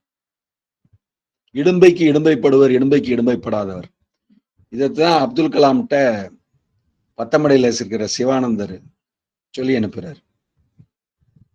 அவரு போய் மனநிலை ரொம்ப கஷ்டத்துல ஒரு அழுத்தத்துல போய் அங்க போய் நிக்கிறாரு. பைலட் ஆகணும்னு ஆசைப்பட்டேன், நான் முடியலீங்க. ஏதோ ஒரு காவி கட்டின சன்னியாசம் மடம் இருக்குது, சரி ஜஸ்ட் போய் பார்க்கலாம் அப்படின்னு தான் போறாரு. அங்க போய் ஒரு கடவுள் மாதிரி அவர் உட்கார்ந்தாரு அப்படிங்கிறாரு. போனேன்னு அவர்கிட்ட நான் அழுகிற மாதிரி இதை சொன்னேன். அவர் காலத்துக்கு போக அவர் இந்த வார்த்தையை தான் சொன்னாரு, எடுத்து காமிச்சாரு. துன்பத்திற்கு துன்பம் கொடுப்பீர்கள் நீங்கள், துன்பத்திற்கு துன்பம் கொடுங்கள். துன்பத்திற்கு துன்பம் கொடுப்பவர்கள் துன்பத்திற்கு துன்பப்பட மாட்டார்கள் அப்படிங்கிற வார்த்தை எனக்கு சொன்னாரு. அப்புறம்தான் எனக்கு புரிஞ்சுது, வாழ்க்கையை எதிர்கொண்டே ஆகணும், எல்லாத்தையும் சரி செய்தே ஆகணும். சரி செய்யக்கூடிய தன்மை நமக்கு நல்லாவே இருக்குது. நம்ம அந்த முழு முடிவு எடுத்தா இந்த பிரபஞ்சமும் இயற்கையும் இறைவனும் நமக்கு துணை செய்வார்கள்ங்கிறத அங்கதான் நான் சரியா உணர்ந்துகிட்டேங்கிறார். பாருங்க, அவர் எப்பேற்பட்ட சாதனையை பின்னால செய்தார். கடைசி வரைக்கும் பேசி மற்றவர்களுக்காகவே தன் உயிரை கூட விட்டுட்டார் அப்துல் கலாம் ஐயா. அவர் ஜனாதிபதி ஆகணும்னு நினைக்கல. ஆனா அவருடைய தனித்தன்மை அவ்வளவு உயரத்துக்கு அவர் கூட்டிட்டு போச்சு. அப்போ அதுக்கு ஒரு மகான் வழிகாட்டினார். அப்போ ஒரு பெரிய தத்துவம் அவருக்கு அவர் வாழ்க்கையில பெரிய ஊன்றுகோலா இருந்திருக்குது. அப்போ தத்துவத்தினால என்ன பயன் நம்ம கேட்க முடியாது. எல்லா தத்துவத்தையும் தெரிஞ்சாதான் தத்துவ அதீனா ஆக முடியும், தத்துவத்தை நிக்கிரகம் பண்ண முடியும், அதாவது தத்துவத்தை கடந்து போக முடியும். அதனால வாழ்க்கை தத்துவம்ங்கிறது கொஞ்சம் பொறுமையா நிதானத்தோட கவனித்து ஊன்றி பார்க்க வேண்டிய இடத்துலதான் இருக்குது. நம்ம எல்லாருக்கும் ஒரு மனப்பழக்கம் இருக்குது. மேலோட்டமா பார்த்துட்டு மேலோட்டமா ஒரு முடிவு எடுத்துட்டு ஈஸியா கடந்து போயிடுறது. அது எல்லாரும் அப்படி போனாங்க, நானும் அப்படி போனேன் அப்படின்னு சர்வசாதாரணமா அதுக்கு ஒரு பதில் சொல்லிடுறோம். நமக்கு பழி போடுறதுக்கு ஒரு இடம் இருக்குதுல்ல, அதனால அசால்ட்டா தான் சொல்றோம். நம்ம சாதாரணமா சொல்லிடுறோம். ஆனா அது எவ்வளவு பெரிய துக்கத்துக்கு நமக்கு ஏதுவா அமையும்னு நம்ம புரிஞ்சுக்க மாட்டேங்கிறோம். எவ்வளவு கவனமா இருந்தாலே சிறு தவறு நடந்து விடுகிறது. அந்த சிறு தவறு பெரிய இடைஞ்சலை கொண்டு வந்து சேர்க்கறது கூட வாய்ப்பு இருக்குது. அது கூட நேர காலம்தான். சிறு தவறு நடந்தனாலேயே பெரிய தவறு நடந்தனாலேயே பிரச்சனை வராம போயிட்டா நல்லதுதான். ஆனா சிறு தவறுக்கு பெரிய பிரச்சனை வந்துருச்சுன்னா அதை நாமளும் விடாம ஸ்ட்ராங்கா பிடிச்சிட்டோம்னா அது பெரிய துன்பம் தந்துடும். அதனால நம்ம சரியா இருக்கிறது தான் பார்க்க முடியும். அதை தாண்டி விதி வழியா வர்றதுக்கு ஊழ் வழியா வர்றதுக்கு பிரச்சனை வந்து நம்ம ஒண்ணும் செய்ய முடியாது. அதனால நம்ம கவனக்குறைவு இருக்கக்கூடாது. ஏன் அப்படின்னா கவனக்குறைவுனா என்னன்னா நம்ம மனசை கவனிக்கிறது இல்ல, உடம்ப கவனிக்கிறது இல்ல, உடம்புல நடக்கிற மாற்றத்தை கவனிக்கிறது இல்ல, நம்மளை சுற்றி நடக்கிற சூழ்நிலை மாற்றத்தை கவனிக்கிறது இல்ல. அதுக்கெல்லாம் எங்கெங்க நேரம் அப்படின்னு நம்ம சொல்றோம். அப்படி சொல்லி தப்பிச்சுக்க முடியாது. நம்ம வேலை செய்யறதுக்காக வந்திருக்கிறோம், வேலை செஞ்சுதான் ஆகணும், கவனிச்சுதான் ஆகணும், பண்ணிதான் ஆகணும். தப்பிக்க முடியாது, எங்கேயும் தப்பிக்க முடியாது. நீங்க தப்பிச்சு ஒரு இடத்துல இருந்து தப்பிச்சு போனீங்கன்னா இன்னொரு இடத்துல கண்டிப்பா அங்க மாட்டிப்பீங்க. சரி, அங்க இருந்து தப்பிச்சு போனா இன்னொரு இடத்துல மாட்டுவீங்க. எப்படியும் உங்களுக்கு விமோசனம் வேணும்னா நீங்க விழிப்படைஞ்சே ஆகணும். விழிப்படையலைன்னா விமோசனம் இல்லை, அதாவது மோட்சம் இல்லை, விடுதலை இல்லை. அப்ப தேவையான அளவுக்கு விழிப்புணர்வு நீங்க அடைஞ்சாகணும். தேவையான அளவுக்கு கவனத்தை கொண்டு வந்தாகணும். கவனம் இல்லாம செஞ்சுக்கிட்டு போறது மனசுக்கு ரொம்ப சுலபம். உங்களை அந்த இடத்துல வச்சிருக்கத்தான் அது விரும்புது. ஏங்க மனசுக்கும் பிரச்சனை இல்லை, என் உடம்புக்கும் பிரச்சனை இல்லை, நீங்க ஏங்க நடுவுல போட்டு இந்த பேச்சு பேசுறீங்க அப்படின்னு யாரோ சொல்றது எனக்கு கேட்கிற மாதிரி இருக்குது.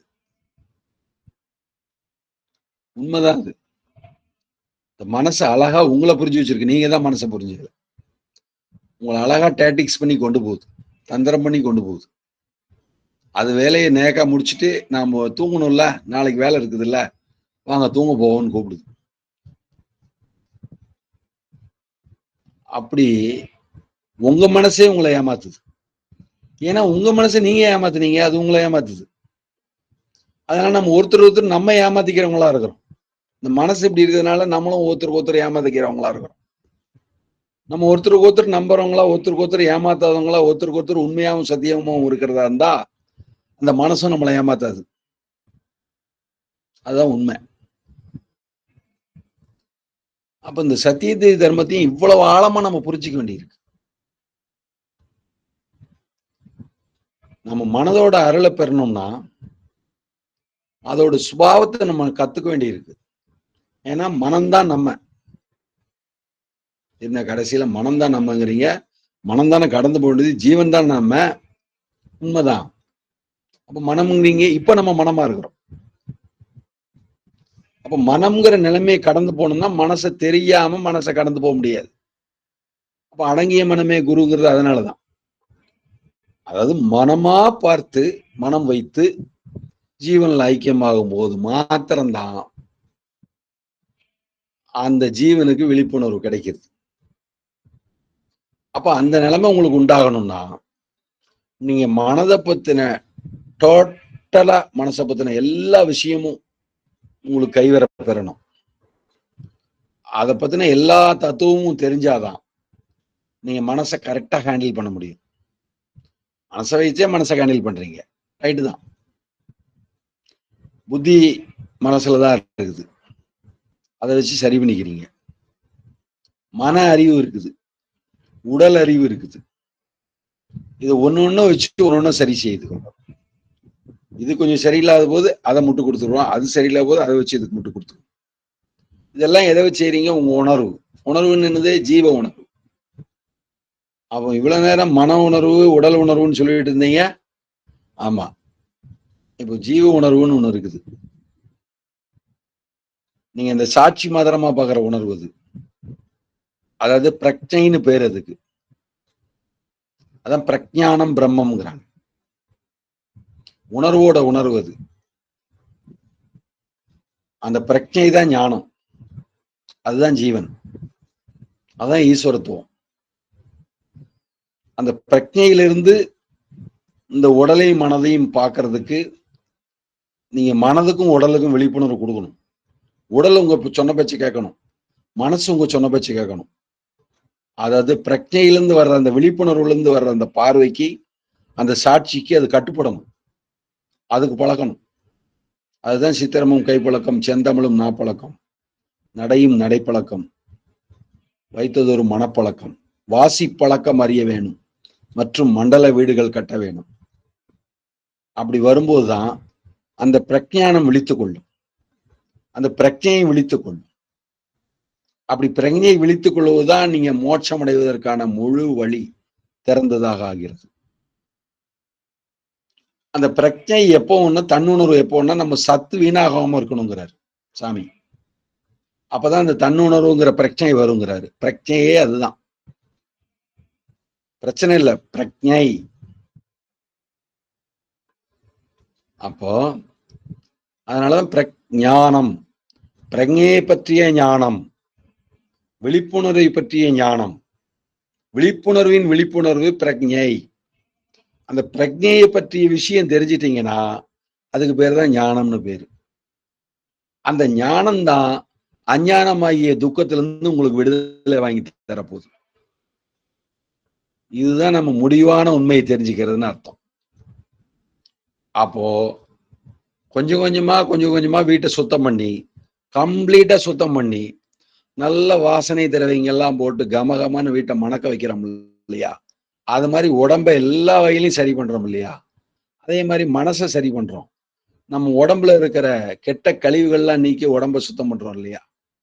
நாடி நரம்புகள்ல சரி பண்றோம், புத்துணர்ச்சி ஏற்படுத்துறோம், ரத்தத்துல புத்துணர்ச்சி உண்டு பண்றோம், சுத்த உஷ்ணத்தை ஏற்படுத்துறோம், மூளையில் இருக்கிற கழிவுகள்லாம் வெளியேற்றுறோம், அதை சுத்தம் பண்றோம், ஐம்புலன்களையும் வசப்படுத்துறோம். இப்படி எல்லா வகையிலையும் நம்ம சுத்தப்படுத்தி உயர்வு நிலைப்படுத்துறோம். அப்போ பிரஜானம் பிரம்மம் இயற்கையா பிரகாசிக்கும். அந்த இயற்கையா பிரகாசிக்கிறது தான் நம்மளோட இயல்பே ஞானமும் ஞானானந்தம் உணர முடியும். அப்ப நம்ம குறிக்கோள் என்ன அப்படின்னா ஞானமும் ஞானானந்தமும் தான்.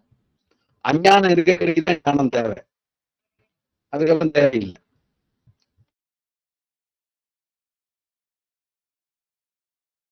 அப்ப பிரஞையோடு இருக்கிற நீங்க துக்கத்துக்கு ஆட்படவே மாட்டீங்க, ஆனந்தமே இயல்பா இருப்பீர்கள்.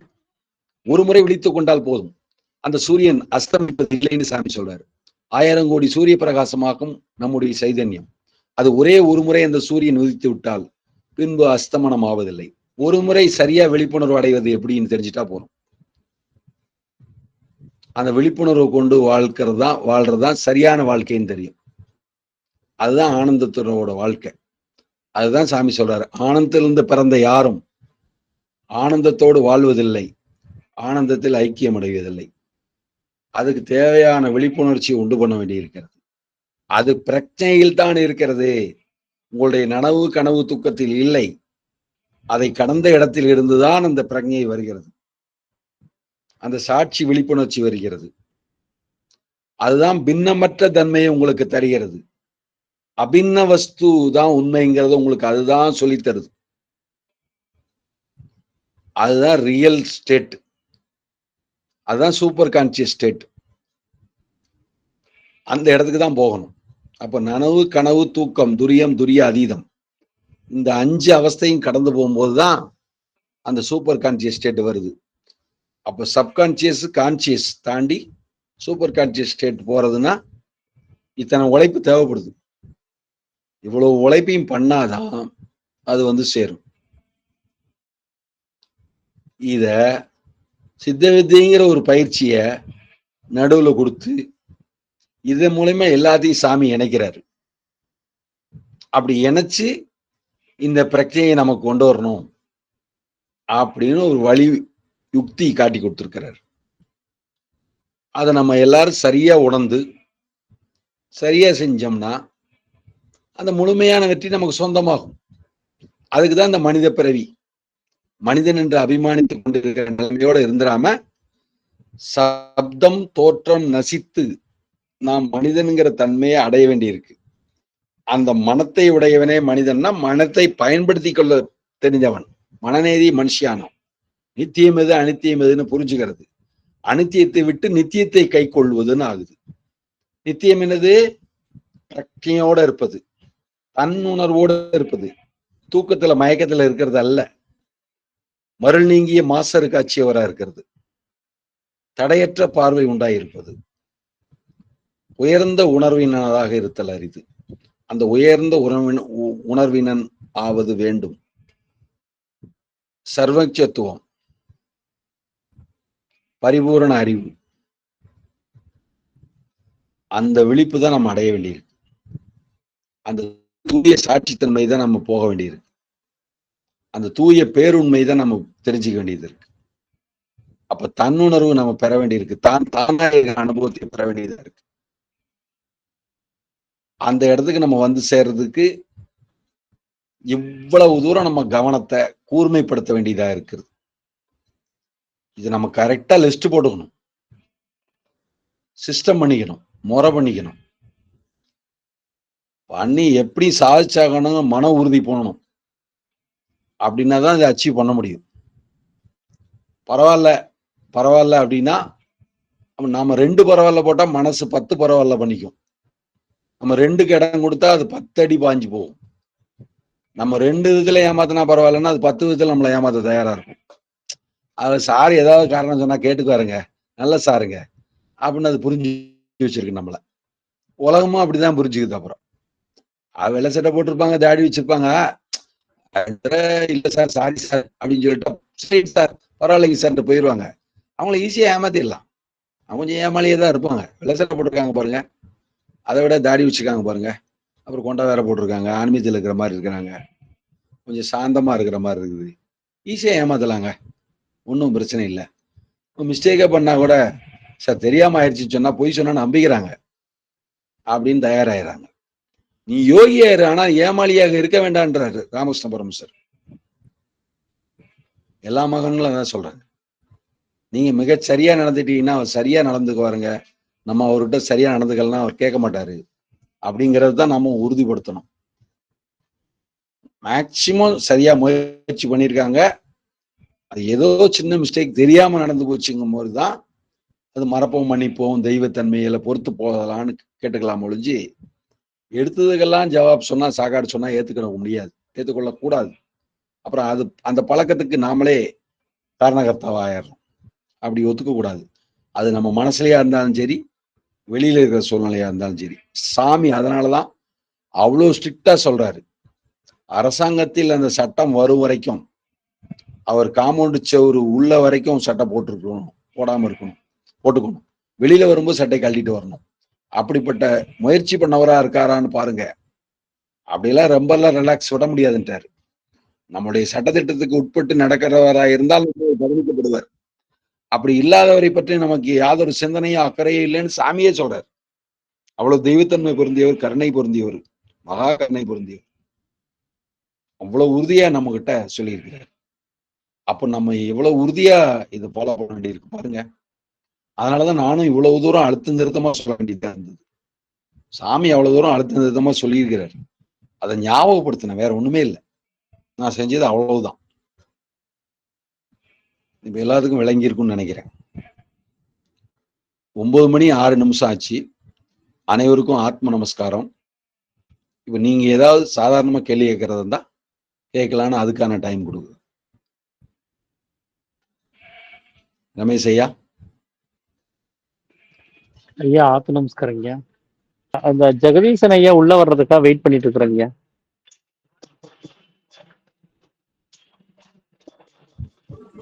ஐயா ஆத்ம நமஸ்காரம் கேக்குதுங்களா? எனக்கு கேக்குதுங்க. நான் பேசுறது உங்களுக்கு கேக்குதுங்களா? கதிரேசன் ஐயா கேக்குதா? ஐயா கேக்குதுங்க ஐயா. ஐயா கேக்குதுங்க. ஆ, கேட்டதில்ல. சரி. ஐயா நான் பேசுறது உங்களுக்கு ஆர்த்த கேக்குதுங்களா? வேற நமஸ்காரம் ஐயா. யாருக்காவது கேள்வி ஐயா கேக்குது. ஜெகதீஷ் ஆர்த்த நமஸ்காரம் ஐயா. கேக்குதுங்களா? ஆத்ம நமஸ்காரம் கேக்குதுங்களா? கேக்குதுய்யா. ஆர்த்த நமஸ்காரம் ஐயா. இது கேக்குதுய்யா. நல்ல ஒரு இப்போ நீங்க பேச நல்ல ஒரு இன்ட்ராஸ்பெக்ஷனான சப்ஜெக்ட். அது அகத்தாய்வு வாங்குறாரு. பட் நம்ம என்னன்னா ஜென்ரலா சொசைட்டிக்கு பயப்படுறோம். அதுதான் பிரச்சனையே. இப்போ ஆமா. ஒரே டைம்ல 2 குதிரைல ஆமா. சவாரி பண்ணணும்னு நினைக்கிறோம். சொசைட்டியும் காம்ப்ரமைஸ் பண்ணணும், இங்கேயும் காம்ப்ரமைஸ் ஆ, பண்ணணும். சொசைட்டி மேல இருக்க அந்த பயம் அப்பா மேல கிடையாது. அதே அதுதான் விஷயம், எதுவும் கிடையாது. அதே அதே சரிதான். என்னத்த பண்றது? அப்ப அவங்களே பார்த்து அவங்களே திரும்பினாதான் நம்ம ஒண்ணும் பண்ண முடியும். ரொம்ப பயம், அவ்வளவுதான். ஆத்ம நமஸ்காரம். ம். அதான்.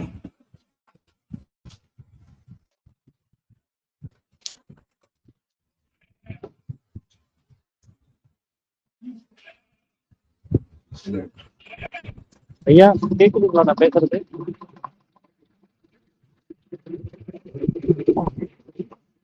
ஜெகதீசன் ஐயா கேக்குதா?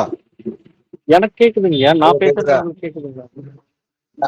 அது கேக்குதுங்க. கேக்குதுங்களா? சரி சரி. சொல்லுங்க ஐயா. வேற யாரும் ரொம்ப கேள்வி? அருமையா இருந்துச்சுங்க அந்த ஸ்பீச். சந்தோஷம். ரொம்ப நாளைக்கு ரொம்ப இயல்பான ஒரு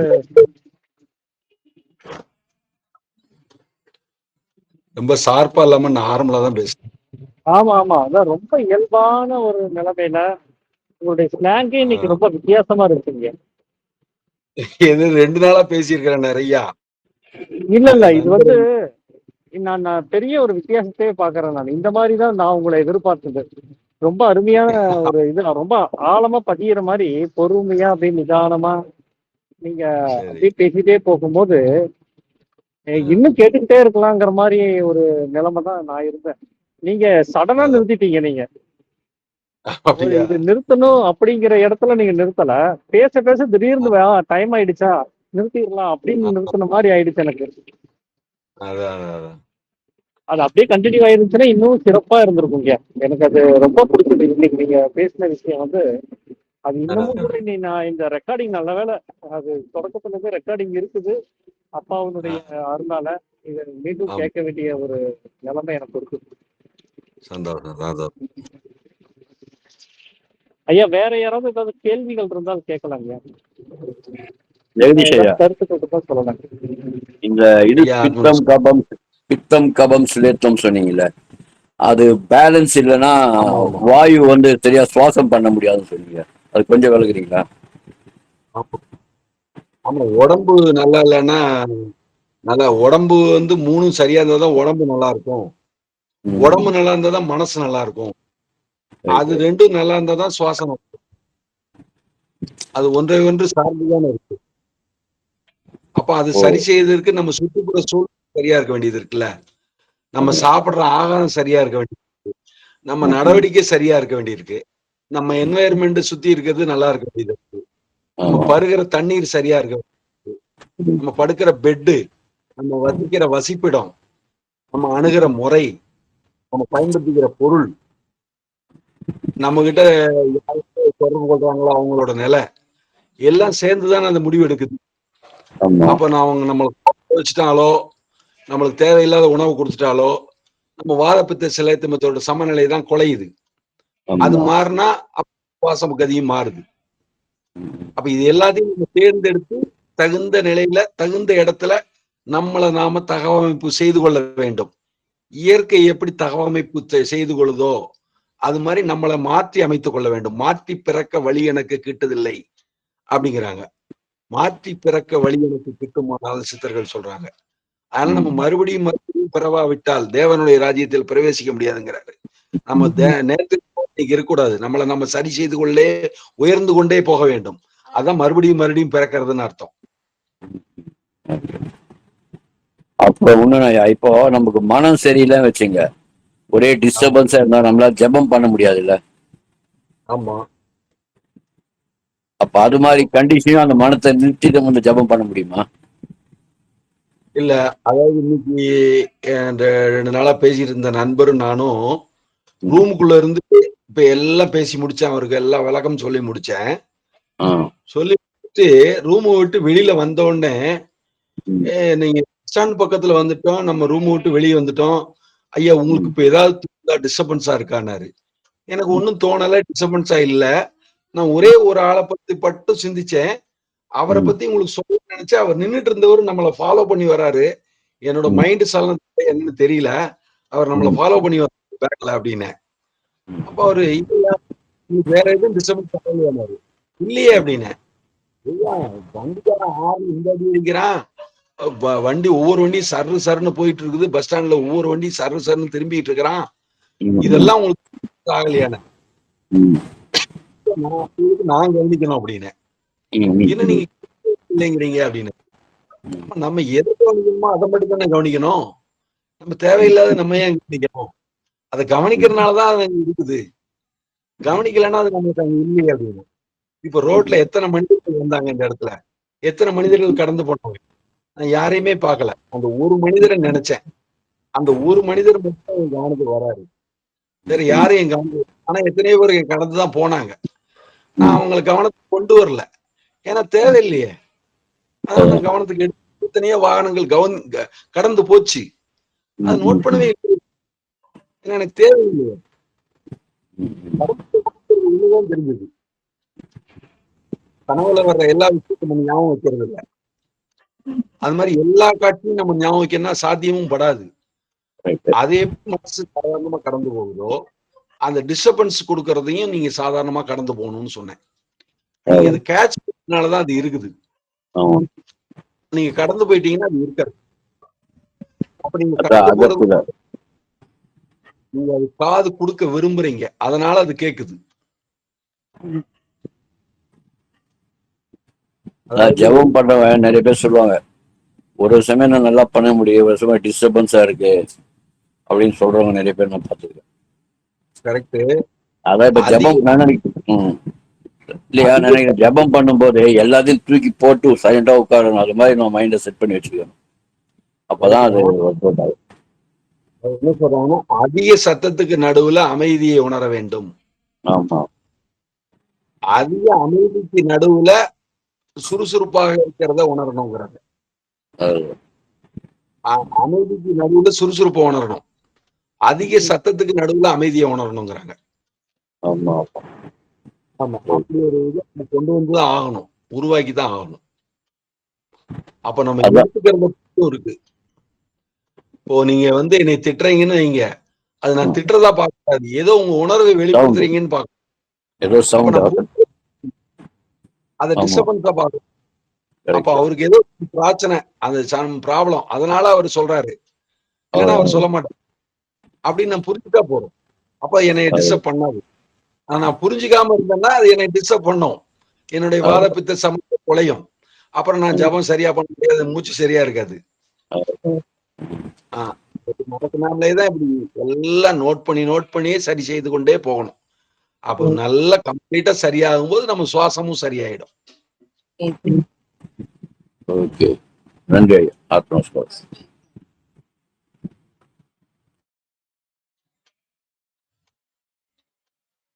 வேற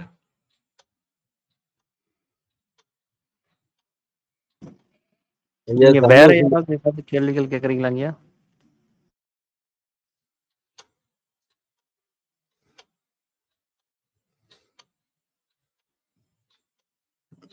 சுப்பிரமணி மௌனமா இருக்காரு, சண்முக சுந்தரம் ஐயா மௌனமா இருக்காரு. ஐயா ஆத்ம நமஸ்காரங்க. ஆத்ம நமஸ்காரம். தூண்டினாதான் விளக்கு சொன்னீங்கல்ல, எறிகிறீங்க. நல் பாயிண்டா வச்சுக்கிறீங்க இல்லைங்களா? எப்படி அந்த மனசு இல்லைங்க, ஒருத்தர் திட்டும் போது அவங்க ஏதோ அவருக்கு டிஸ்டர்பன்ஸ் இருக்கு அப்படிங்கறது நாம எப்படி பிராக்டிஸ் பண்றதுங்க? அதாவது அவருக்கு டிஸ்டர்பன்ஸ் இருக்கிறதுனாலதான் அவர் வேகமா பேசுறாரு, கோபமா பேசுறாரு. ஆமா, அவருக்கு டிஸ்டர்பன்ஸ் இருக்கு. ஆனா அதனாலதான் இந்த பக்குவத்தை அடையிறது இல்ல. அதனால அவர் இப்படி பேசுறாருன்னு புரிஞ்சுட்டா தப்பு இல்ல. ஆனா சரிங்க. நமக்கு பிரச்சனை. அதான் அது இந்த வார்த்தைகளை சொல்றாரு நம்ம கேட்கக்கூடாது இல்லைங்களா? கேட்டாலும் வார்த்தைகள். மனசுல வைக்கக்கூடாது ஆமா அப்படிங்களா? ஆமா ஆமா. சரிங்க. அது அதான் உயிர் கொடுக்கு. ம் ம் அதுக்கு உயிர் கொடுக்க கூடாது. நம்ம தான் அதுக்கு உயிர் கொடுக்குறோம். ம் ம் அதாவது அதான் இன்னைக்கு அந்த வார்த்தை வந்து நம்ம மனசுல சொல்லியிருப்பாரு. ஆ நம்ம அதுக்கு எக்ஸ்ட்ரா மீனிங் எடுத்து நம்மள அதை வளர்த்திட்டு போறோம். கரெக்டுங்க. திரும்ப திரும்ப நினைச்சோம் ரிப்பீட்டடா நினைக்கிறோம்னு வச்சுக்கோங்க, ஆமா நமக்கு டிஸ்டர்பன்ஸ் கொடுத்துரும். கண்டிப்பா. எதையும் ஈஸியா கடந்து போறதுக்கு பார்க்கணும். புத்தர் சொல்ற மாதிரிதான், நீ என்ன ஆமா ஆமா சொல்ல வரீங்க இதை புரிந்து கொண்டேன் அப்படிங்கிறதோட ம் கடந்து போகும். கரெக்டுங்க அப்ப கரெக்ட். டிஸ்டர்பன்ஸ் கொடுக்காது. ஆமாங்க அப்பதான் முடியாது. கரெக்டுங்க. ஆனா அந்த அளவுக்கு நம்ம ஒரு மனசு வச்சுக்கணும் இல்லைங்களா? ஆக்செப்ட் வச்சுதான் பண்ணிக்கணும். வேற வழியே கிடையாதுல்ல. ஆமாங்க ஆமாங்க ஒரு வழிதான் இருக்கு.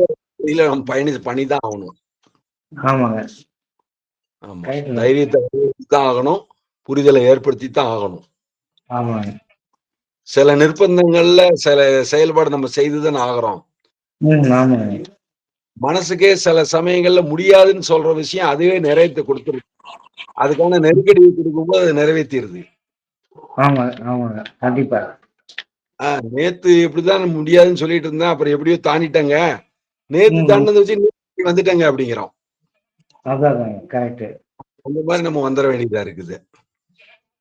ஆமா கரெக்ட். இப்ப சப்போஸ் பயத்தை போக்கிட்டா போயிடலாம். என்னங்க? அந்த மனசுல கொஞ்சம் பயம் இருக்கும், சரிங்க. அதை ஏற்படுத்தி விட்டா அழகா நம்ம கடந்து போயிட முடியும். கரெக்டுங்க. வாஸ்தவம் தான், கரெக்ட் தான். ஆமா. அப்ப மனசுக்கு நம்ம நல்ல ட்ரைனிங் தரணும் இல்லைங்களா? அதேதான் மனசை பார்த்து அப்படின்னு சொல்றாங்க. இப்ப மனசு புரிஞ்சு நல்லா அதை கண்டுபிடிச்சு அதுக்கு தகுந்த சப்போர்ட் கொடுத்தா அது மனசு நல்ல மனசுதான். மனம் நல்ல வேலைக்கு இருக்கிறதுங்கிறது அதுதான்.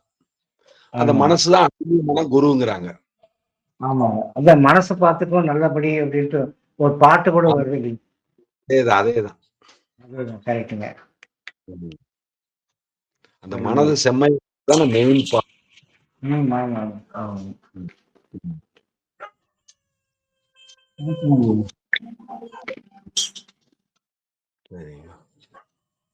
வேற யாராவதுயா? இப்ப சொன்னார மனசை பார்த்துக்கோ நல்லபடின்னு. ஆமா, அந்த பாட்டு தெரியுமா உங்களுக்கு? உலகம் 1000 சொல்லட்டுமே உனக்கு நீதான் நீதிபதி. ஆமா, கதை கட்ட ஒருவன் பிறந்து விட்டால் கண்ணகி வாழ்விலும் கலக்கம் உண்டுனுவான். அது நல்ல பாட்டு. அதான் அந்த மனசு சரி பண்றோம்னா ஏன் சரி பண்ண வேண்டியது இருக்குன்னா, அது உடலையும் சார்ந்து இருக்குது, உடலே மனசா இருக்குது, மனசே உடலா இருக்குது. அப்ப அது வாக்கத்தை செலுத்துமுங்கிற குற்றம் இருக்குது, அப்புறம் மும்மலம் இருக்குது, மும்மாயை இருக்குது. அப்ப இது எல்லாத்தையும் சீர் பண்ண வேண்டியது இருக்கு. அப்ப நமக்கு நிறைய வேலை இருக்குன்னு சாமி சொல்றாரு. அப்ப நிறைய நம்ம வேலை செய்யறதுக்காக வந்திருக்கிறோம், இந்த வேலையை தான் செய்யறதுக்கு வந்திருக்கிறோம் அப்படிங்கிறாரு. அப்ப சீர் செய்யறதுதான் நம்ம வேலை. அப்ப சீரான மனம் நமக்கு வேணும். அப்ப அந்த பாட்டு அதனாலதான் வரும். ஜாதி பேர் வரும், இருந்தாலும் அது நல்ல பாட்டு. என்னன்னா, வெங்காயம் சுக்கானால் வெந்தயத்தால் ஆவது, இங்கு யார் சுமந்தருவார் இச்சரக்கை, ஏரகத்து செட்டிய சீர் அகம் தந்தீரேல் தேடமாட்டேன் பெருமை அப்படின்னு இந்த பாடல் எனக்கு மறக்க முடியல. அந்த பாடல் அந்த சீரான அகம் தான் நமக்கு வேணும், உள்ளம் சீராக. அப்ப அந்த மூமெண்ட் தான் நம்ம எல்லா மூமெண்ட்லயும் வச்சுக்கணும். அதுக்கு முக்கியத்துவம், அதுக்கு மட்டும்தான் முக்கியத்துவம் கொடுக்கணும். அப்படின்னா நம்ம வாசம் மிக உயர்ந்த நிலைமைக்கு வரும். வேற வழி கிடையாது. ஐயா, அந்த கண்ணதாசன் சொல்லியிருக்காரு இல்லைங்களா? அதாவது அது அந்த பறவை போல வாழ வேண்டும், பறவைகள் போல ஆட வேண்டும். அதுக்கு என்ன மீனிங் இல்லைங்களா? கடைசியில பாட்டுக்கு பாட்டு பாட்டுல இருந்து பதில் கேட்க ஆரம்பிச்சிட்டீங்களா ஐயா? ஐயா இப்போ பறவைகள்லாம் அந்த ஜாலியா இருக்கிற அந்த தாட்லாம் ஒன்றும் கிடையாது. அந்த ஜாலியெல்லாம் நமக்கு தான் இருக்குது. அந்த ஆமா சுபாவம் தான் நம்ம. அவன் நல்லா பறந்து ஜாலியா இருப்பா அவன்னு சொல்ல மாட்டோம். நம்ம தான் ஜாலி அது மாதிரி என்ன மாதிரிலாம் வச்சிருக்கோம். அது வேலை ஆமா செய்யுது அவ்வளவுதான். நம்ம ஆமா நினைக்கிறோம் ஆமா இல்லைங்க மேல ஜாலியா பறக்கும், ஜாலியெல்லாம் அது பறக்க அது பாட்டு பறந்துன்னு இருக்கும். நமக்கு தான் இந்த இயல்பா ஜாலி தாட்டு அதெல்லாம். அது இயல்பா இருக்கு. அவ்வளவுதான். அது நேச்சரோட சேர்ந்து இருக்குது, அவ்வளவுதான். ம். நேச்சர்ல காலையில அதுக்கு விழிக்க சொன்னா அது விழிச்சுக்குது. அது அவ்வளவுதான். பாட்டு பாட சொன்னா பாட்டு பாடுறதுக்குள்ள சக்தி கிடைச்சா பாட்டு பாடுது. ம். ஆனந்தமா இருக்கும்போது அது ஆனந்தமா இருக்குது. உணவு அவ்வளவுதான். கிடைச்சா சாட்டிஸ்பேக்ஷன் கொடுத்தா சாட்டிஸ்பேக்ஷனா இருக்குது. அப்புறம் அதுக்கு உள்ள இருந்து உணர்வுல குஞ்சு பொரிக்கணும், கூடு கட்டணும்னு உணர்வு வந்து ஏற்பட்டா அந்த உணர்வுல அது பண்ணுது. நேச்சர் கொடுக்கக்கூடிய உணர்வு ஒபே பண்ணுது. அவ்வளவுதான். ஒபே பண்ண மாட்டேங்கிறான். ஏன்னா உள்ள கவனிக்கிற வேலையே இல்ல அவனுக்கு. வெளியில தான் கவனம் பூரா இருக்குது. ம், ம், அதனாலதான் ம், வேணும், உள்கவனம் வேணும். உள்கடை நம்ம சொல்றோம். ம், ம், இந்த ம். பொருள் உள் கடந்து போக முடியும். அப்ப உள்கவனம் தான், இன்னர் கான்சியஸ் தான் இல்லாம இருக்குது நம்மளுக்கு. அதனாலதான் அத்தனை மகான்களும் இன்னர் கான்சியஸ் பாருங்க, உள்ளுணர்வை பாருங்கள், நமக்கு உள்தான் வேண்டும் அப்படின்னு சாமியும் சொல்றாரு. ம், ம். அந்த உள்ளிலிருந்து தான் எல்லாமே. உள்ளத்தின் உள்ளே உள்ள ஒருவனை கள்ளத்தினாலும் கலந்தறியும் கருத்தருவார் இல்லை. ம், ம். உள்ளுணர்வை பாருங்கள். உள்ளிருந்து உணர்த்துகின்றது. ஓங்கார துணியாக உள்ளத்திலிருந்து சிந்தனையாக ஊற்றெடுக்கிறது. அந்த உள்ளம் பாருங்கள், உள்ளாம் பாருங்கள், உள்ளத்திலே பாருங்கள், உள்ளிருந்து வருகின்ற இதை கவனியுங்கள் அப்படிங்கிறது உள் கவனத்தை தான் தூண்டுறாங்க. அப்ப இன்னர் டிராவலிங்க தான் சொல்றாங்க. அப்ப சரியா கவனிக்க உள்ள இருக்கிறத சரி பண்ண வெளியில இருக்கிறது தானே சரியாகும். சுற்றுப்புற சூழல் சரியாகணும்னா உள்ளம் சரியாகணும். அப்ப நம்மள சரி பண்ணிக்கிறங்கிறது உள்ளத்தை சரி பண்றதுதான். உள்ளுக்குள்ள சரி பண்றதுதான். உள்ளுக்குள்ள சரி பண்ணா வெளியிலயும் சரியாயிடும். அவ்வளவுதான். அப்ப வெளியில சரி பண்றது விஷயம் கம்மி, ரொம்ப கம்மி. ம், ம். நிறைய சரி பண்ண வேண்டியது. நான் இப்போ டிசீஸ் எல்லாம் சைக்கோசோமேட்டிக் சொல்லுவாங்க. சைக்கோசோமேட்டிக்னா அந்த மைண்ட் பாடி வச்சு தான் டிசீஸே வருதுன்றான். வெறும் பாடியால வருது கிடையாது. ஆமா. அதான் சைக்கோசோமேட்டிக்னு டிசீஸ். ம். மைண்ட் கரெக்ட் தான். வச்சு தான் நம்ம டிசீஸே வருது. உண்மைதான், உண்மைதான். ம். அதை விட என்னன்னா, அந்த ஒரு செயலை நீங்க மனசுல நினைச்சிருப்பீங்க. அதுக்கான வாய்ப்பு வெளியில இருந்து டக்குன்னு வரும். அது மனசு அவ்வளவுதான். ஏற்பாடு correct. பண்ணி ம். அப்ப correct, correct. அப்படியே அப்ப இதே செஞ்சிட வேண்டியதான் நம்ம முடிவு எடுப்போம். ம், ம், அப்ப ம். மனசோட ஏற்பாடு தான் அது. correct, correct. கரெக்டா அதுக்கான ஆளுங்க கொண்டு வந்து நிறுத்தும். அதுக்கான ஆமா, ஆமா. அடுத்தடுத்த காரியங்கள் பார்த்தீங்கன்னா கரெக்டா நடந்துட்டே போகும். அப்படின்னா ம். மனசு முன்னுக்கூட்டியே இதை ஏற்பாடு பண்ணி வச்சிருக்குன்னு அர்த்தம். ஆமா, ஆமா. அப்ப ஆகும் காலம் ஆகும்னு சொல்றது அதான். அதான் ம், ம், காலம் ம். கருதி இருப்பர் கலங்காது ஞாலம் கருதுன்னு சொல்றதும் அதான். அதான் ம், காலம் ம், கருதி ம். இடர்காட்சியின் ஞாலம் கருதினும் கைகூடும் சொல்றதும் அதான். அஹ், அந்த மனம் தான், மனம் கொண்டது மாளிகை. மனம் தான் எல்லாத்தையும் பண்ணுது. மனம் ஆனா போல் மனம் மாங்கல்யம். தான் எல்லாத்தையும் அதான். பண்ணுதுன்னு தெரிஞ்சு அந்த மனத்தை சரியா பயன்படுத்திக்கிறது ஆமா.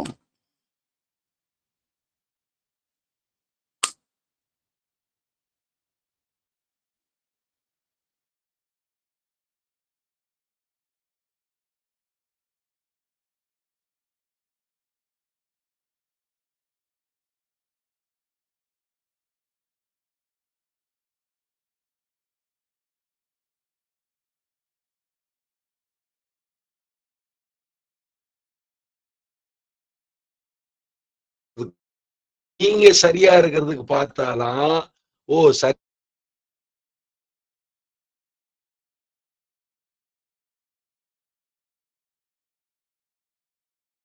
ஐயா சரியா கேட்கலங்க ஐயா. ஐயா ஐயா இப்ப வெளியில போயிட்டு வருவாருங்கய்யா.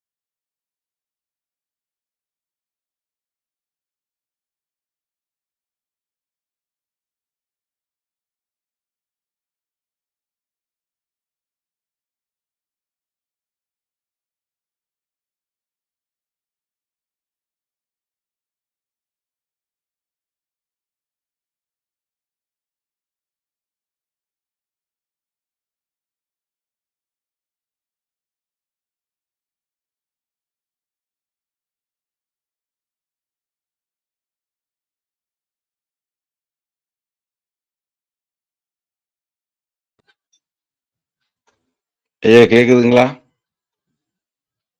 ஐயா கேக்குதுங்கய்யா. ஹலோ ஐயா கேக்குதா? கேக்குது இல்ல? ஐயா கேக்குதுங்கய்யா. ஹலோ கேக்குது இல்ல? கேக்குது ஐயா. ஐயா கேக்குதுங்களா? கேக்குது. ஹலோ ஐயா கேக்குதுங்கய்யா. கேக்குதா? சரி சரி சரி.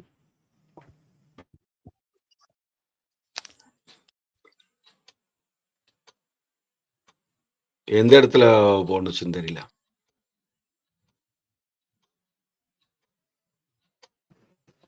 ஐயா மனசை செம்மைப்படுத்தணும் அப்படின்னு எந்த சொல்லிட்டு இடத்துல இருந்தீங்க. போச்சு? அதான் அதான் அதான் அதான் அதான் மனது வந்து அது நமக்கு ஒத்துழைப்பு தர தயாரா தான் இருக்குது. அப்ப நாம தான் அதை சரியா புரிஞ்சு பயன்படுத்தணுங்கிறது. அதுக்குதான் அந்த பிரச்சனைங்கிறத ஒண்ணு கொண்டு வர சொன்னேன். அந்த பிரச்சனை எப்போ வருது விழிப்படையுது அப்படின்னா, நமக்கு ரொம்ப நெருக்கடியான நேரத்துல தான் அந்த பிரச்சனையிலிருந்து ஒரு ரிசல்ட் வந்து சேருது நமக்கு. அப்ப அது சொன்னா மிகச் சரியா இருக்குது. அது சொன்னா மனசு அப்படியே கேக்குது. அப்ப நீங்க சொன்னது சரியா இருக்கே. அப்ப நம்ம பிரச்சனையா மாறணும். அப்போ மிகச் சரியான ஒரு நெருக்கடியான நிலையில தான் நமக்கு விழிப்புணர்வே வந்து சேருது.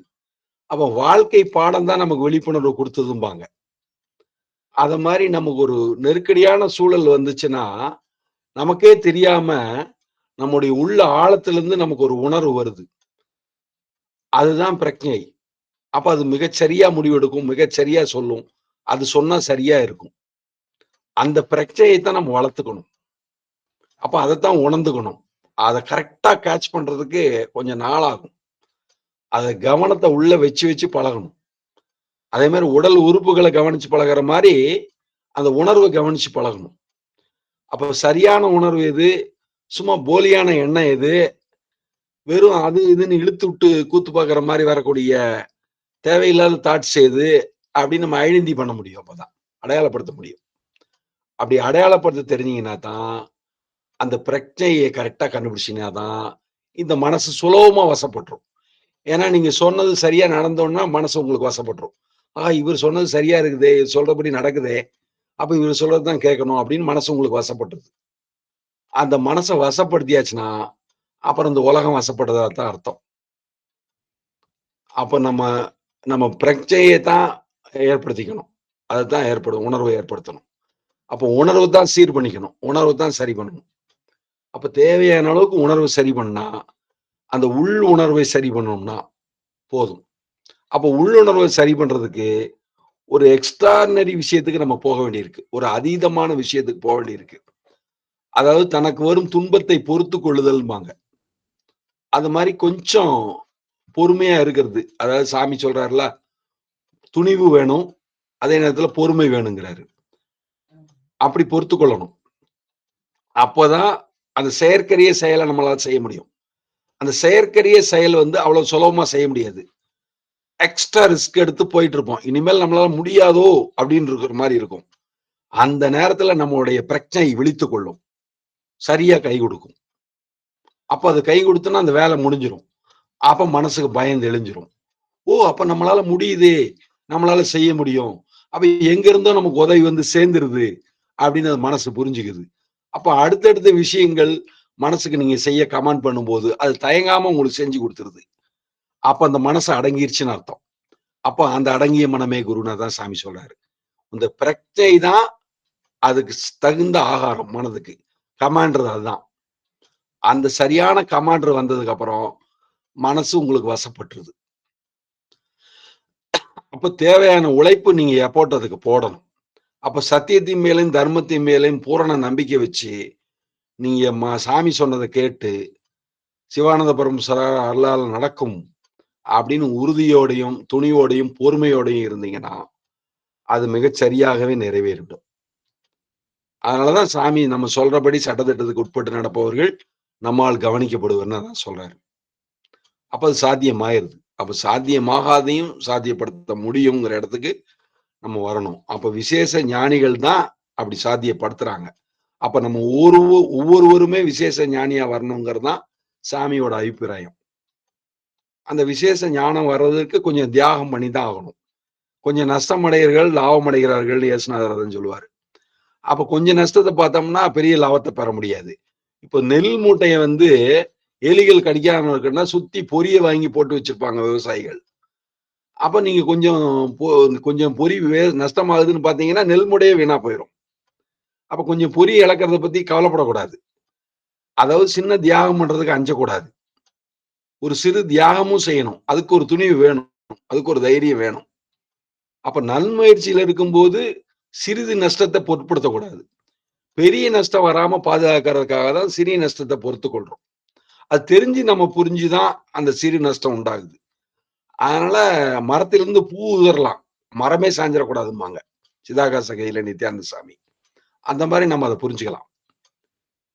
ஏங்க நான் இதை விடமாட்டேன், இந்த கையை நான் மடக்கன கை தாங்க, மறுபடியும் கையை விரிச்சு நான் வெளியே கை கொண்டு வர மாட்டேன்னா அப்புறம் உடம்பும் சேர்ந்து போயிடும். அதனால மடக்கன கையை கொஞ்சம் விரிச்சிங்கன்னா அழகா வெளியே கொண்டு வந்துடலாம். கையை சுருக்குனீங்கனாலும் வெளியே கொண்டு வந்துடலாம். ஒரு கம்பியில போய் கை மாட்டிக்கிச்சுன்னா அதை அப்படி செய்யணும். அப்போ ஒரு சின்ன தியாகம் பண்றதுக்கு நீங்க சின்ன முயற்சி செய்யறதுக்கு முடியாதுன்னு சொன்னீங்கன்னா மிகப்பெரிய வெற்றி பெற இழக்க வேண்டியதா வந்துடும். அதனால சிறிய பலி கொடுக்குதல் அப்படிங்கிற மாதிரி சிறிய ஒரு முயற்சி, சிறிய ஒரு இழப்புங்கிறத நம்ம ஏத்துதான் ஆகணும். அப்ப பெரிய இழப்பை தவிர்க்கிறதுக்கு சிறு இழப்பை சந்திக்கணும். அப்ப அது மனசார ஏத்துக்கணும். அதுல போயிட்டு பற்று வைக்க கூடாது. சில விஷயங்களை தியாகம் பண்றதுக்கு தயாரா இருக்கணும். அப்பதான் மிகப்பெரிய உன்னத லட்சியங்கள் வரும்.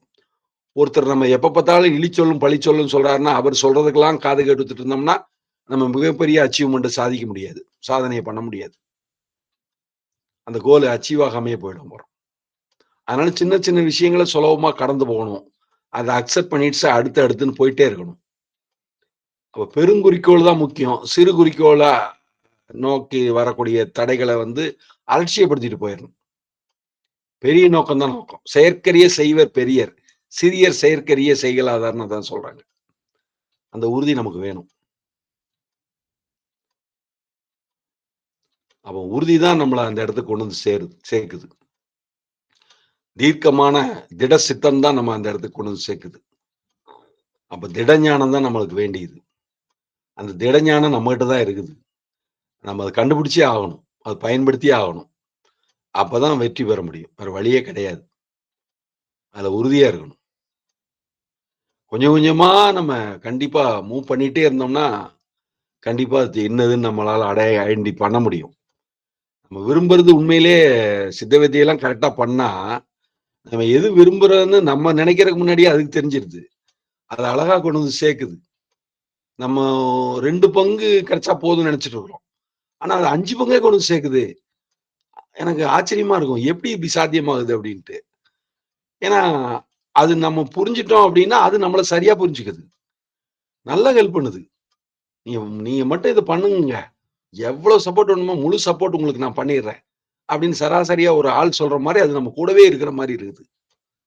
அதனால நம்ம சாமி சொன்ன மாதிரி கரெக்டா நம்ம நடந்துட்டோம்னா நம்ம மிகப்பெரிய வெற்றிங்கிறது கண்டிப்பா அடைய முடியும். அந்த உயர்வான நிலைய நிரந்தரமா நமக்கு தக்க வச்சுக்கலாம். அப்போ மிகப்பெரிய நிலை எப்போதும் நம்ம நிலையாயிடும். அதாவது நம்மளுடைய இயல்பான உயர்ந்த நிலை நம்மளால அடையப்பட்டு நம்ம அஞ்ஞானம் போய் நம்ம அறியாமை நீங்கி நமக்கு விடுதலை கிடைச்சிருது, மோட்சம் கிடைச்சிருது. அதுதான் இவ்வளவு வேலை நம்ம செய்யறதோட நோக்கம். அதனால இந்த தியாகம் வந்து வீண் போகாது. நம்ம இந்த முயற்சி வந்து வீணான முயற்சி அல்ல. அது உயர்ந்த எல்லையை நோக்கி நம்ம போறோம். அதனால நமக்கு அது கிடைக்கும். அந்த நம்பிக்கை இருக்கலாம். அப்போ நம்ம செய்யக்கூடிய செயல் பயனில்லாம போகாதுங்கிறதோட அதுக்கு என்னெல்லாம் செஞ்சுட்டு இருக்கிறோம், இன்னும் என்னென்ன செய்யணும் அப்படிங்கிற மூவ்மெண்ட்டை மட்டும் நம்ம நிறுத்தக்கூடாது. அப்போ வெற்றி வந்தே தீரும். போதுமான முயற்சி இருந்தால் வெற்றி வந்தே தீர வேண்டும். அதான் முயற்சி திருவினையாக்கும் இருக்கிறாங்க. அந்த இதை நம்ம சரியா உணர்ந்துட்டா போறோம். இது 9 மணி 40 நிமிஷம் ஆச்சு. வேற யாராவது கேள்வி இருக்கா? நிறைய செய்யணும் செய்யுங்க.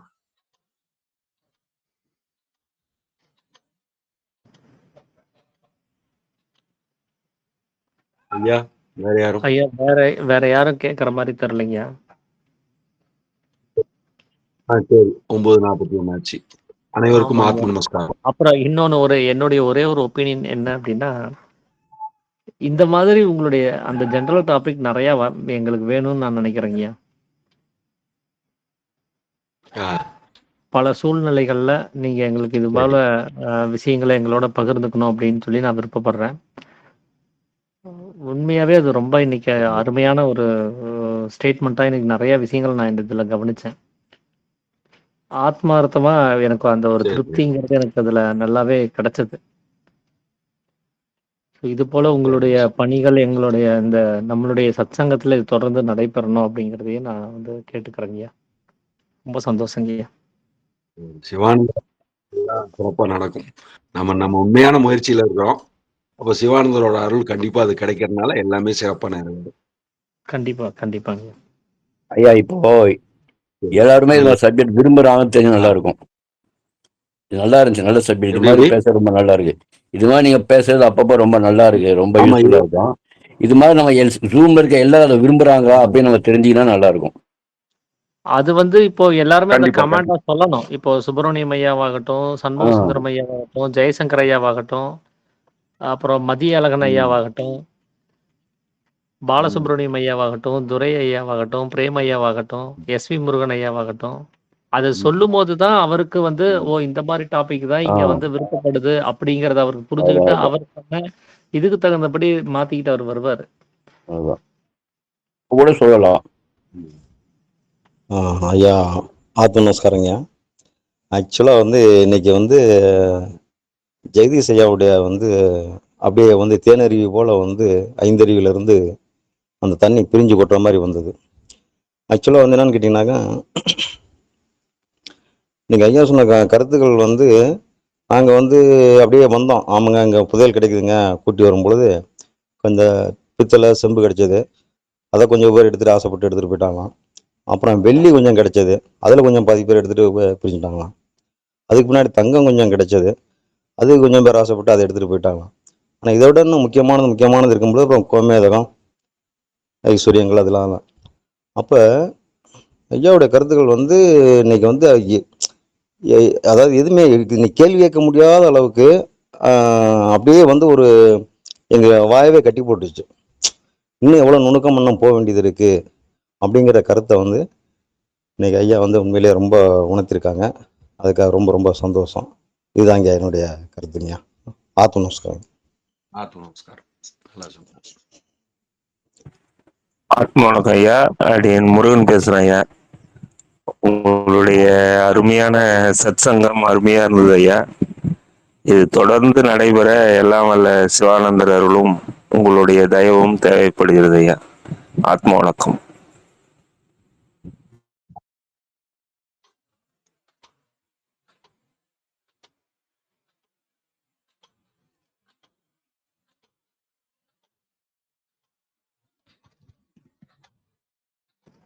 சரிங்கய்யா, ஓரளவுக்கு எல்லாம் சொல்லிட்டாங்க. சந்தோஷங்க. சரிங்க, அப்போ நிறைவு பண்ணிடலாங்கய்யா. சரி, ஆத்ம செஞ்சிடலாம். ஆத்ம நமஸ்காரங்கய்யா. நான் கேள்வி பதிலுக்கான அந்த விஷயங்களை வந்து நான் பிடிஎஃப்ல அனுப்பிட்டேன்னு நினைக்கிறேன் இன்னைக்கு காலையில.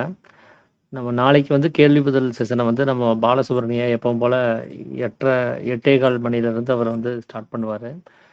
நம்ம செவ்வாய்க்கிழமை வந்து சித்தவேதத்தினுடைய 22ஆம் அத்தியாயத்தினுடைய பிற்பகுதியையும், அப்புறம் ஜெகதீசன் ஐயா வழங்கி வரக்கூடிய ராமதீர்த்தர் அந்த அந்த அவருடைய புஸ்தகத்தில் இருக்கக்கூடிய பகுதிகளையும் நம்ம தொடர்ந்து கவனிப்போம். அனைவருக்கும் ஆத்ம நமஸ்காரங்க. ஆத்ம நமஸ்காரம் ஐயா. ஆத்ம நமஸ்காரம் ஐயா. அனைவருக்கும் ஆத்ம நமஸ்காரம்.